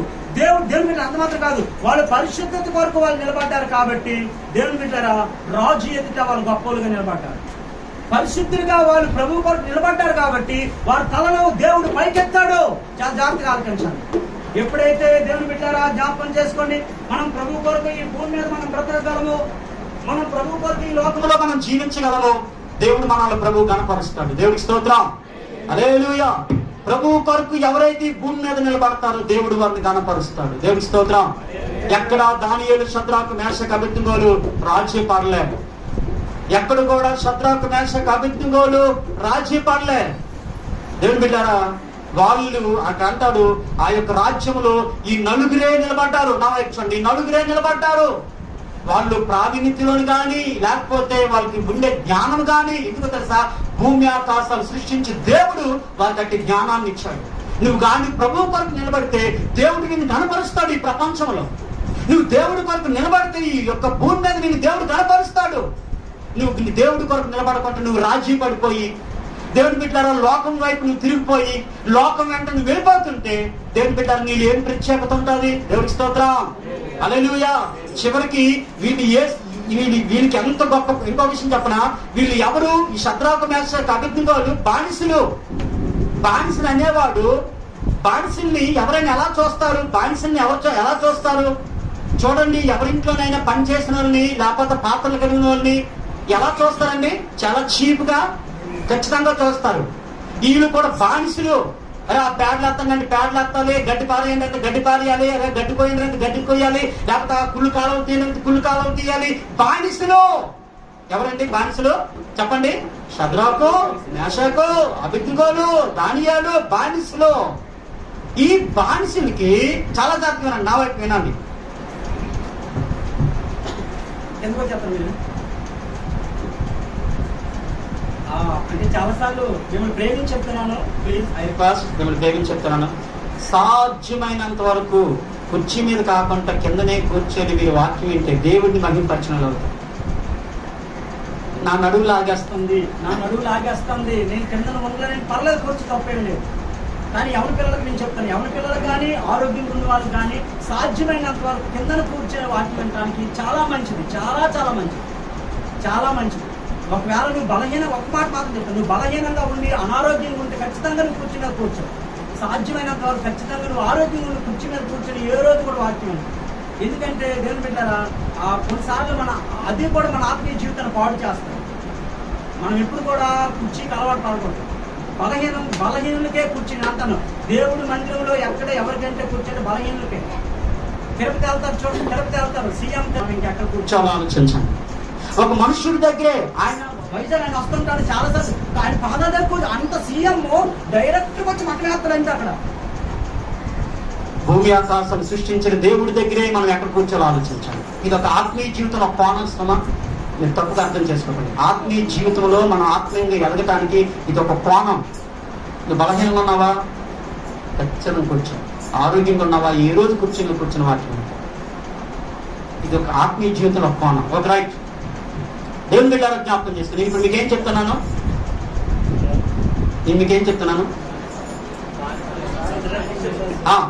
షద్రాకు, మేషకు, అబేద్నెగోలు బానిసలు. బానిసలు అనే వాళ్ళకి విలువ ఉండదు. వాళ్ళు ఎక్కడో ఉండాలి. ఈ బానిసలు అనేవారు రాజు ముందుకు వచ్చారు. రాజు ముందుకి ఎవరు తీసుకొచ్చారు తెలుసా? దేవుడే తీసుకొచ్చాడు. దేవుడి స్తోత్రం. దేవుని బిడ్డలారా, ఈ బానిసని ఎక్కడో పెట్టాలి. అటువంటిది వాళ్ళ జ్ఞానాన్ని చూసి, వాళ్ళు సకల విద్యను చూసి, వాళ్ళ గొప్పతనాన్ని చూసి చూడండి. దేవుని బిడ్డలారా, 3వ అధ్యాయం ఒకసారి చూడండి. ఆ 2వ అధ్యాయం 46వ వచనం చూడండి. దేవుడు ఎంత గొప్పగా వాళ్ళని కనపరిచాడు. వాళ్ళ జ్ఞానాన్ని, వాళ్ళ బుద్ధిని, వాళ్ళ తెలివితేటలను చూసి. అంతట రాజుకు నెబుకద్నెజరు దానియేలుకు సాష్టాంగ నమస్కారం చేసి అతను పూజించి నైవేద్య ధూపములు అతనికి సమర్పింప ఆజ్ఞాపించెను. చూడండి, అంతట రాజుకు నెబుకద్నెజరు దానియేలుకు సాష్టాంగ నమస్కారం చేసి అతన్ని పూజించి నైవేద్య ధూపములు అతనికి సమర్పింప ఆజ్ఞాపించెను. మరియు రాజు ఈ మర్మములు బయలుపరచుటకు నీకు సమర్థుడు అయితే బయలుపరచుటకు నువ్వు సమర్థుడివైతే, నీ దేవుడు దేవతలకు దేవుడును, నీ దేవుడు దేవతలకు దేవుడును, రాజులకు ప్రభువును, రాజులకు ప్రభువును, మర్మములు బయలుపరచు వాడినై ఉన్నాడని, మర్మములు బయలుపరచవాడు వాడై ఉన్నాడని దానియేలుకు ప్రత్యుత్తరం ఇచ్చాను. రెండు చేతుల పైకి దగ్గర దేవునికి స్తోత్రం చెప్పండి. హల్లెలూయా. నేను ముగించబోతున్నాను. దేవుని బిడ్డలారా, ఈ రాజు, ఈ నెబుకద్నెజరు అన్యుడు, తలపైకి ఎత్తండి. ఈ నెబుకద్నెజరు అన్యుడు. ఈ నెబుకద్నెజరు దేవుని బిడ్డలారా దేవతలను ఆరాధించిన వాడు. ఈ నెబుకద్నెజరు దేవతలను చేయించిన వాడు. దేవుని బిడ్డలారా జ్ఞాపకం చేసుకోండి. ఈ నెబుకద్నెజరు ఎవరికి సాష్టాంగ నమస్కారం చేసినట్టండి? దానియేలుకు. దానియేలుకు చూడండి, ఒక బానిసకి, ఈ బానిసని గుర్తుపెట్టుకోండి.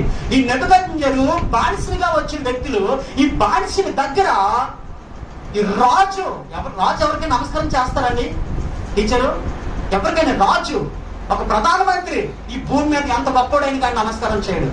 కానీ నెబుకద్నెజరు రాజు దానియేలు ముందు సాష్టాంగ నమస్కారం చేశాడు. హల్లెలూయా, హల్లెలూయా. దానియేలు ఎక్కడ? ఆయన స్థానం ఏంటి? ఆయన బ్యాక్గ్రౌండ్ ఏంటి? రాజు ఏంటి? రాజు దానియేలు ముందు సాష్టాంగ నమస్కారం చేయడం ఏంటి? యాస్, దేవుడి కొరకు నువ్వు నిలబడితే, దేవుడిని నువ్వు గణపరిస్తే, దేవుడు నిన్ను గణపరుస్తాడు. దేవుడి స్తోత్రం. దేవుణ్ణి గాని తలదించినట్లుగా నువ్వు చేస్తే, ఈ మాటగా నన్ను జాగ్రత్తని, దేవుణ్ణి గాని నువ్వు తలదించినట్లుగా నువ్వు చేస్తే, అంటాను, యేసు ప్రభు తల ఎత్తాలని నువ్వే, యేసు ప్రభు తల దించాలన్న నువ్వే. అవునా కదా? చెప్పండి. మనమే యేసు ప్రభు తల దించాలన్నా మనమే. తమ్ముడు, యేసు ప్రభు తల ఎత్తాలన్నా మనమే. అందుకే దేవుడు అంటే, మిమ్మల్ని బట్టే నా నామానికి ఎవరిని పెట్టావు మనం? ఎవరిని పెట్టావు మనం? మనల్ని బట్టే. యేసు ప్రభువుకు మహిమ రావాలన్న కారణం నువ్వే. యేసు ప్రభువుకు అవమానం రావాలన్నా నువ్వే. యేసు ప్రభువుకు మంచి పేరు రావాలని నువ్వే. యేసు ప్రభువుకు చెడ్డ పేరు రావాలని నువ్వే. యేసు ప్రభు నామాన్ని మొత్తం పాడు చేయాలని నువ్వే. యేసు ప్రభు నామాన్ని పరిశుద్ధపరచాలన్నా నువ్వే. దేవుడి స్తోత్రం. ఓ దానియేలు చూడండి, దానియేలు చూడండి, ఎప్పుడైతే ప్రభు కొరకు ఆయన నిలబడ్డాడో, రాజు దానియేలు దగ్గరికి వెళ్ళి సాష్టాంగ నమస్కారం చేశాడు. దేవుడి స్తోత్రం. అంత మాత్రం కాదు, దానియేలు దేవుడి గురించి రాజు ఏం స్టేట్మెంట్ ఇస్తున్నాడంటే, మరియు రాజు, ఈ మర్మములు బయలుపరచుటకు నీవు సమర్థుడివైతే, నీ దేవుడు, ఈ యొక్క నెబుకద్నెజరు దానియేలు ఆరాధించి దేవుడి గురించి చెప్తున్నాడు. నీ దేవుడు దేవతలకు దేవుడు, రాజులకు ప్రభువు, మర్మములు బయలుపరచబడి ఉన్నాడని దానియేలుకు ప్రత్యుత్తరం ఇచ్చిన. హల్లెలూయా. నెబుకద్నెజరుకి యెహోవా దేవుడు ఎవరో తెలియదు. నెబుకద్నెజరుకి ఎవరు నిజమైన దేవుడో తెలియదు. నెబుకద్నెజరుకి ఎవరు గొప్ప దేవుడో తెలియదు. ఆ నెబుకద్నెజరు నాకంటే ఇప్పుడు ఏమొస్తుంది తెలుసా? నీ దేవుడు రాజులకు రాజు, ప్రభువులకు ప్రభువు. ఎవరంటున్నారు ఈ మాట? ఎవరంటున్నారు? ఒక అన్యుడైన రాజు, ఒక అన్యుడైన రాజు, ఒక అన్యుడైన రాజు. ఎవరిని బట్టి దేవుడికి మహిమ వచ్చింది? చెప్పండి, ఎవరికి బట్టి దేవుడికి మహిమ వచ్చింది? దానియేలు బట్టి మహిమ వచ్చింది. ఎవరిని బట్టి దేవుడు ఘనత వచ్చింది? దానియేలు బట్టి ఘనత వచ్చింది. దేవుని బిడ్డలారా జ్ఞాపకం చేసుకోండి, ఈ ప్రపంచంలో దేవుడు నిన్ను నన్ను ఎందుకు పిలిచాడంటే, ఆయనకి మహిమ తేవటానికి మనల్ని పిలిచాడు. ఆయనకి ఘనత తేవటానికి మనల్ని పిలిచాడు. ఆయనకి ప్రభావాలు తేవటానికి పిలిచాడు. కాబట్టి ఈ రోజు చాలా బాధకరమైన విషయం ఏంటంటే, ఈ రోజు దేవుడికి మహిమ తెచ్చే క్రైస్తవులు లేరు. ఈ రోజు దేవుడి నామానికి ఘనత తెచ్చే క్రైస్తవులు లేరు. ఈ రోజు దేవుడి నామానికి రోజు మనల్ని బట్టి దేవుడికి అవమానమే జరుగుతుంది, కానీ మహిమ రాలేదు. ఒక అన్యుల దేశంలో దేవుడి బిడ్డల జ్ఞాపకం చేసుకోండి, ఒక అన్యుల దేశానికి దానియేలు వెళ్తే, ఆయన భక్తిని బట్టి, ఆయన ప్రార్థన బట్టి, ఆయన పరిశుద్ధతను బట్టి ఒక అన్యుడైన నెబుకద్నెజరు అంటున్నాడు, నీ దేవుడు రాజులకు రాజు, నీ దేవుడు ప్రభువులకు ప్రభువు. హల్లెలూయా. నిన్ను బట్టి ఎవరైనా చెప్తున్నారా? నిన్ను బట్టి ఎవరైనా నీ దేవుడిని కనపరుస్తున్నారా? నిన్ను బట్టి అసహించుకుంటాను, వచ్చి వీళ్ళేమో ఏమి లేని దేవుని నమ్ముకున్నాను. దేవుని బిడ్డలారా జ్ఞాపకం చేసుకోండి. కాబట్టి దేవుడి కొరకు జీవించడానికి నీలో బలమైన నిర్ణయాలు ఉంటే, దేవుడి కొరకు బ్రతకడానికి దేవుని బిడ్డలారా నీలో బలమైన నిర్ణయాలు ఉంటే, ఖచ్చితంగా నువ్వు దేవుడి కొరకు బ్రతకగలవు.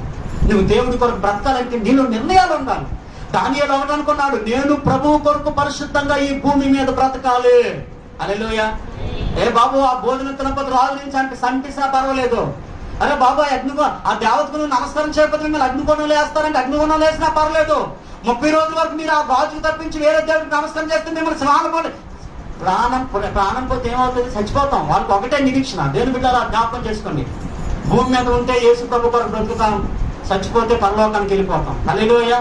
యాస్, ఇది ఈ మాట నిజం. మనం ఈ భూమి మీద ఉంటే ప్రభు కొరకు బ్రతకటానికే ఉండాలి. ఎందుకు ఈ భూమి మీద నువ్వు ఉండాలంటే ప్రభు కొరకు బ్రతకటానికే ఉండాలి. మనకి ఈ విషయాలు తెలియదు. ఎందుకంటే నువ్వు భూమి మీద ఉన్నావంటే మరి ఏమంటే, మరి వెళ్ళికి ఈ భూమి మీద 2 పిల్లలు ఇచ్చాడు, మరి భార్యని ఇచ్చాడు, పెంచుకొని పోషించుకొని ఏదో వాళ్ళని అలా నడిపించుకొని వాళ్ళని పెద్ద చేసి వాళ్ళకి 4 రూపాయలు వెనకలు వేసి 4 రూపాయలు బ్యాంకులో వేసి కన్ను మూసితే వాళ్ళ దారంటే వాళ్ళు చూసుకుంటారు. సైతాండు ఇటువంటి జ్ఞానం ఇచ్చేసాడు. ఈ భూమి మీద నువ్వు ఎందుకున్నావు? ఈ రోజు దేవుడు మనల్ని అడుగుతున్న ప్రశ్న, దేవుడు ఈ భూమి మీద నిన్ను ఎందుకు ఉంచాడు? పుట్టినే ఉంచలేదు, వేస్ట్ గా చేయలేదు. మనం ఎవరి రూపమో తెలుసా? దేవుని రూపం. మనం ఎవరి రూపం తెలుసా? యేసయ్య స్వరూపం. అది కన్ను రాయబడింది, ఆయన పోలుకు చెప్పున ఆయన స్వరూపంలో దేవుడు నరులను చేశాడు. ఎందుకు చేశాడంటే ఆయన కొరకు బ్రతకటానికి, ఆయన కొరకు జీవించడానికి, ఆయన కొరకు ఈ భూమి మీద బ్రతకటానికి. అందుకే చాలా సార్లు దేవుని యొక్క వాక్యం మనం చదివాం. దేవుని బిడ్డల జ్ఞాపకం, జీవించేవాడు ఇక మీద తమ కొరకు కాక తమ కొరకు మృతి పొంది తిరిగి లేచిన యేసయ్య కొరకే జీవించాలి. ఈ భూమి మీద నువ్వు ఎంతకాలం ఉన్నా సరే నీకు ఈ జ్ఞానం మనకు తెలియదు. సాతానుడు మనకి ఈ జ్ఞానం చాలా సార్లు మరుగు చేస్తాడు. నువ్వు ఎందుకు బ్రతుకుతున్నావంటే ఒకటే జ్ఞాపకం చేసుకుని మన అందరికి కుటుంబాలు ఇచ్చారు, పిల్లల్ని ఇచ్చారు. మన మైండ్ అల్లా ఎప్పుడు కూడా ఏంటంటే నేను నా పిల్లల కొరకు, నేను నా కుటుంబం కొరకు, నేను నా బిడ్డల కొరకు, నేను నా ఇంటి కొరకు కాదు. అది బైబిల్ వాక్యానుసారంగా విరోధం. దేవుని బిడ్డలారా, 25% నీ పిల్లల కొరకు, నీ ఇంటి కొరకు, నీ బిడ్డల కొరకు, నీ కొరకు బ్రతకడం అయితే 75% ప్రభు కొరకు మనం జీవించాలి. హల్లెలూయా, హల్లెలూయా. నువ్వు ఎప్పుడైతే ప్రభు కొరకు నువ్వు బ్రతుకుతావో నీ ద్వారా దేవుడి నామం కనపరచబడతాది, నీ ద్వారా దేవుడి నామం మహింపరచబడతాది, నీ ద్వారా దేవుడి నామం గొప్ప చేయబడుతుంది. నీ దేవుడు ఎవరో అన్ని జనులకు తెలుస్తుంది నువ్వు ప్రభు కొరకు నిలబడినప్పుడు. హల్లెలూయా. నువ్వు పరిశుద్ధంగా నిలబడినప్పుడు నీ యేసయ్య ఎవరో తెలుస్తుంది. దేవుని బిడ్డలారా, యేసు ప్రభు అంటే ఎవరో తెలియదు, యెహోవా దేవుడు అంటే ఎవరో తెలియదు. అటువంటి కన్యుడు రాజు అంటున్నాడు. నీ దేవుడు రాజులకు రాజు, ప్రభువులకు ప్రభువు. దేవుడి స్తోత్రం. దేవుని బిడ్డలారా, అయిపోయింది వాక్యం. మీరు బయలు తీయదు కానీ 3వ అధ్యాయంకి వచ్చేసరికి ఆ దేవుని బిడ్డలారా ఇదే నెబుకద్నెజరు అంటాడు, షద్రకు మేషకు అబేద్నెగోలు దేవుడే ఈ దేశానికి దేవుడు. 6వ అధ్యాయం దానియేలు గ్రంథంలో ఉంటా దర్యావేషు అంటాడు, దానియేలు దేవుడే మనందరికి దేవుడు. దేవుడి స్తోత్రం. దేవుని బిడ్డ జ్ఞాపకం చేసుకోండి, నేను వాక్యం చెప్పినంత ఈజీ కాదు, మీరు వింటున్న ఈజీ కాదు. నీవు నేను మనందరం కూడా ప్రభు కొరకు రోషం కలిగి, పౌరుషం కలిగి, దేవుని పక్షాన నువ్వు నిలబడితే, నేను నిలబడితే మన ద్వారా దేవుడికి మహిమ కలగాలి, మన ద్వారా దేవుడికి గంట కలగాలి. మహిమ తేవాలన్నా నీ వల్లనే, ఆయనకి చెడ్డ పేరు తేవాలన్నా నీ వల్లనే. దేవుడి స్తోత్రం. షద్రకు మేషకు అబేద్నెగోలు బలమైన నిర్ణయాలు ఉన్నాయి. మా దేవుడు ఈ లోకములు ఉన్నవాడి కంటే మాలో ఉన్నవాడు గొప్పవాడు అన్నాడు. ఎక్కడ రాజ్యపాడలే. అగ్నిలో గాని మనల్ని వేశాస్త్రం గాని శాసనం గాని వస్తే దేవుని బిడ్డలారా మనం ఎక్కడ పారిపోతామో. సింహాల బోన్లు వేసేస్తారని శాసనం, మనము ఆ శాసనం మన దగ్గరికి వస్తే, దానియేలు దగ్గరికి వచ్చిన చట్టం మన దగ్గరికి వస్తే మనం ఎంతమంది ఏమైపోతామో, మన విశ్వాసం ఏమైపోతుందో, ఈ బైబిల్ ఎంతమంది పక్కకు పారిపోతామో. అగ్నిగుండం కానీ ఆ రోజు అగ్నిగుండం ఈ రోజు మన దగ్గరికి వస్తే వచ్చే రోజులు చాలా దగ్గరగా ఉన్నాయి. ఆ అగ్నిగుండం రాకపోవచ్చు, సింహాల బోన్ రాకపోవచ్చు, కానీ కఠినమైన పరిస్థితుల్లో రాబోతున్న రోజుల్లో దేవుని బిడ్డలకు రాబోతున్నాయి కఠినమైన పరిస్థితులు. నువ్వు క్రైస్తవుడువా, హిందువులా? ఈ 2 పరిస్థితుల మధ్య విశ్వాసం త్వరలో కాలబోతాం.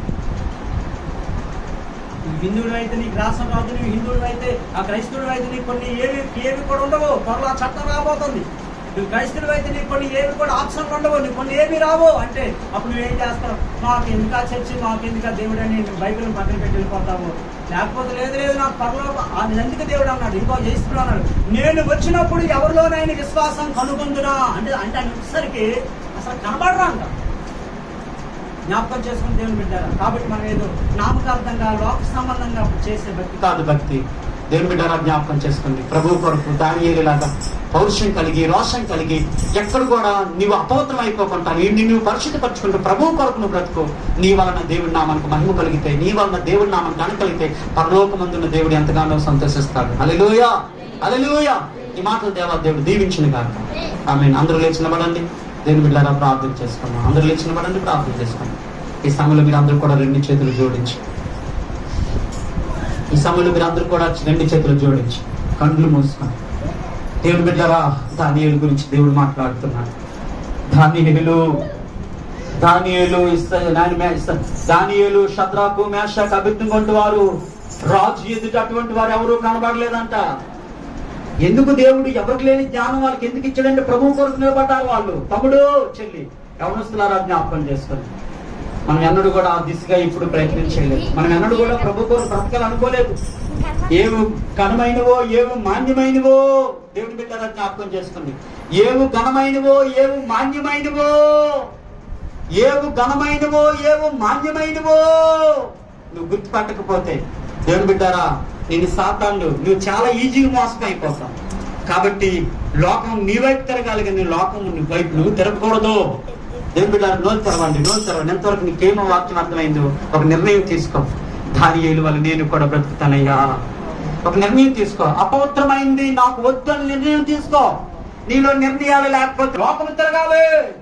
దానియేలు పాపం వైపు, భోజనం వైపు, లోకం వైపు తిరగలేదు. దేవుని బిడ్డ రాజే దానియేలు వైపు తిరిగాడు. ఎంత అద్భుతమైన మాట చూడండి. దానియేలు దేవుని బిడ్డ రాజు వైపు తిరగలేదు, దానియేలు వైపు రాజు తిరిగాడు. దేవుని బిడ్డ జ్ఞాపకం చేసుకోండి. రాజు వైపు బబులోను దేశము దానియేలు వైపు తిరిగింది, దానియేలు వైపు బబులోను దేశము తిరిగింది. నీ వైపు ఎంతమంది తిరుగుతున్నారు? నీ దేవుడి వైపు ఎంతమంది తిరుగుతున్నారు? లేకపోతే నువ్వే ఆ దుష్టి వైపు, సాతాను వైపు తిరిగిపోతున్నావేమో ఒకసారి ఆలోచించు. ప్రభు కొరకు నిలబడు, ప్రభు కొరకు జీవించు, ప్రభు కొరకు కనిపెట్టు. దేవుని బిడ్డలా జ్ఞాపకం చేసుకో, ఒక నిర్ణయం తీసుకో. నాకు అపవిత్రమైంది నా వద్దని నిర్ణయం తీసుకో. అపవిత్రమైంది నువ్వు కోరుకుంటే నువ్వు అపవిత్రం అయిపోతావు. నువ్వు అపవిత్రం అయిపోతే ఈ దేవుడు నీకు దేవుడు కాదు. ఆయన పరిశుద్ధులకు దేవుడు, అపవిత్రమైన వారికి ఆయన దేవుడు కాదు. ఆయన పరిశుద్ధులకు దేవుడు. నీ ద్వారా తమ్ముడు, చెల్లి, విశ్వాసి, నీ ద్వారా ఈ పోరంలో గొప్ప మహిమ దేవుడికి కలగాలి. నువ్వు ఎక్కడుంటే అక్కడ నీ దేవుడు కనపరచబడాలి. నువ్వు ఎక్కడుంటే అక్కడ నీ దేవుడికి మహిమ రావాలి. కాబట్టి అవమానమైన నీ ద్వారే, ఘనతైన నీ ద్వారే. దేవుని బిడ్డలా జ్ఞాపకం చేసుకో. దానియేలు, శద్రకు, మేషాకు, అబేద్నెగోలు ఆ రాజ్యములో చివరికి రాజు సాష్టాంగ నమస్కారం చేశాడంట. దేవుని బిడ్డలారా, సాతాను నీ వైపు తిరిగి నమస్కారం చేయాలి. నువ్వు సాతాను వైపు నమస్కారం చేయడానికి వీల్లేదు. సాతాను మనుషుల వైపు నమస్కారం చేయడానికి వీల్లేదు. సాతాను మనుషుల్ని వెంబడించడానికి వీల్లేదు. లోకము నీవు వెంబడించడానికి వీల్లేదు. దేవుడి కొరకు బ్రతకడానికి ఒక బలమైన నిర్ణయం తీసుకో. నోరు తెరవండి. ఒక చిన్న ప్రార్థన ముగించుకుంటే ఒక నిర్ణయం తీసుకో. ప్రభువా నాయనా, నీ కొరకు నేను బ్రతుకుతాను ఒక నిర్ణయం తీసుకో. నీ కొరకు ప్రభువా నేను జీవిస్తాను ఒక నిర్ణయం తీసుకో. నీ కొరకు ప్రభువా నేను బ్రతుకుతాను ఒక నిర్ణయం తీసుకో. నోరు తెరువు. నువ్వు మౌనంగా ఉంటే నువ్వు మోగబామ్మవి. మోగబామ్మతో దేవుడు మాట్లాడు, సజీవులతో దేవుడు మాట్లాడతాడు. నోరు తెరువు. ప్రభువా మీకు స్తోత్రాలయ్యా, నీ కొరకు నేను బ్రతుకుతానయ్యా, నీ కొరకు నేను జీవిస్తానయ్యా, నీ కొరకు నేను నిలబడతానయ్యా. నువ్వే నాకు కావాలయ్యా. ఈ లోకాశ నాకొద్దయ్యా, ఈ లోక శరీరాశ నాకొద్దయ్యా, నేత్రాశ నాకొద్దయ్యా, జీవపడంబాలు నాకొద్దయ్యా. పరిశుద్ధుడా, నీ యొక్క మనసు నాకు కావాలి, నీ పరిశుద్ధత నాకు కావాలి, నీ పవిత్రత నాకు కావాలి, నీ పరిశుద్ధమైన మార్గాలు కావాలి. నాకు లోకమొద్దు, లోకములో ఉన్న ఆశలు నాకొద్దు. బైబిల్ చెప్తుంది, లోకము ధనాశలు గతించిపోవును, దేవుడి చిత్తము జరిగించేవాడు నిరంతరం నిలిచును. ఈ రోజు నీకు లోకాశలు కావాలా, దేవుడి చిత్తం కావాలా? ఒకసారి ఆలోచించు. దేవుడి చిత్తం కావలిస్తే నువ్వు దేవుడి మార్గంలో ఉంటావు, దేవుడి ఉద్దేశాన్ని నెరవేరుస్తావు, దేవుడి ఆలోచన నెరవేరుస్తావు, ప్రభు కొరకు దానియేలులా బ్రతుకుతావు. లోకాశలు కానీ నీకు కావాలనుకుంటే నువ్వు దేవుడికి నిష్ప్రయోజనం బ్రతుకుతున్నావని పేరు ఉంది, కానీ నువ్వు మృతుడివే. మృతులతో దేవుడికి అవసరం లేదు, మృతులతో దేవుడికి సంబంధం లేదు. మృతులు మట్టిలో కలిసిపోతారు, మృతులకు దేవుడికి సంబంధం లేదు. బైబిల్ చెప్తుంది, సజీవుడే కదా నేను స్తుతించదు. నువ్వు సజీవుడువా? ప్రభు కొరకు బ్రతుకో. నువ్వు సజీవుడువా? దేవుడి నామను గొప్ప చేయు. నిన్ను అపవిత్రపరిచేది ఏదైనా నీ ఆత్మీయ జీవితంలో ఉందా? ఇప్పుడు తీసుకో. సినిమాలు ఉన్నాయా? తీసుకో. సీరియాలు ఉన్నాయా? తీసుకో. చెత్త స్నేహాలు ఉన్నాయా? తీసుకో. అపవిత్రమైన మార్గాలు ఉన్నాయా? తీసుకో. హృదయంలో తప్పిపోయిన వాడిగా ఉన్నావా? తీసుకో. నీ ఆలోచనలు మంచివి కాదా? మానుకో. నీ చూపులు మంచివి కాదా? మానుకో. నీ నిర్ణయాలు మంచివి కాదా? మానుకో. నీ స్నేహాలు మంచివి కాదా? మానుకో. ఖచ్చితంగా ఇది కట్టు కథ కాదు. ఇంతవరకు లేకపోతే ఇక్కడ బుర్ర కథ ఇక్కడ వేయట్లేదు. ఇక్కడ ఉట్టినే లేకపోతే టైం పాస్ చేయడానికి నేను రాలేదు. జీవము గల దేవుడి యొక్క వాక్యాన్ని నేను తెలుసుకొని ప్రభు కొరకు బ్రతకడానికి వచ్చావు. ఆయన మాటలు మనల్ని బ్రతికిస్తాయి, ఆయన వాక్యం మనల్ని బ్రతికిస్తుంది. ఆయన ఈ వాక్యం శక్తి కలిగినది. కాబట్టి నువ్వు ఎప్పుడైతే ఆయన మాటల్ని హృదయంలో తీసుకుంటావో ఆయనలాగా నువ్వు మారుతావు. నైనా మీకు వేలాది వందనాలు, స్తోత్రములు చెల్లిస్తున్నాం ప్రభా. పరిశుద్ధిగా నైనా దయగల ప్రభా, మీకు వందనాలు, స్తోత్రములు తండ్రి. నేను ఇంతవరకు మీ సన్నిధి మాతో తోడి ఉంచారు ప్రభా, మీకు వందనాలు. దేవా నీ వాక్యమే మమ్మల్ని బ్రతికిస్తుంది తండ్రి, నీ వాక్యమే మమ్మల్ని బ్రతికిస్తుంది నాయన. నాయన ప్రతి ఒక్కరిని కూడా గొప్ప జ్ఞాపకం చేసుకుంది తండ్రి. చెప్పబడినటువంటి ప్రభా ప్రతి ఒక్క వాక్యాన్ని మా దానియేలు లాంటి నిర్ణయాలు తీసుకో. తండ్రి మా హృదయంలో భద్రపరచు. నాకు లోకం వద్దు ప్రభువా, నీ పరిశుద్ధత కావాలని నిర్ణయం తీసుకో.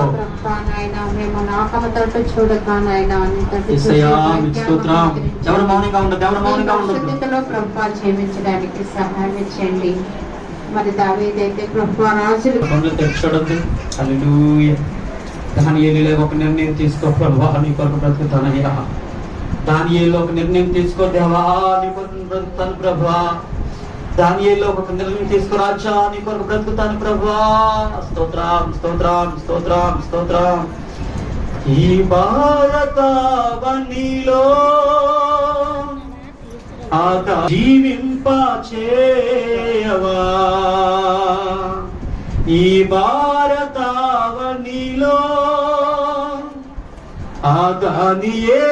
ఆదానియేలులాగునా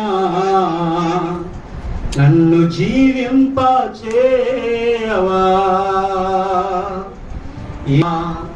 నన్ను జీవింప చేయవా. దేవుని బిడ్డలారా జ్ఞాపకం చేసుకో. దానియేలులాగా ఒక నిర్ణయం తీసుకో.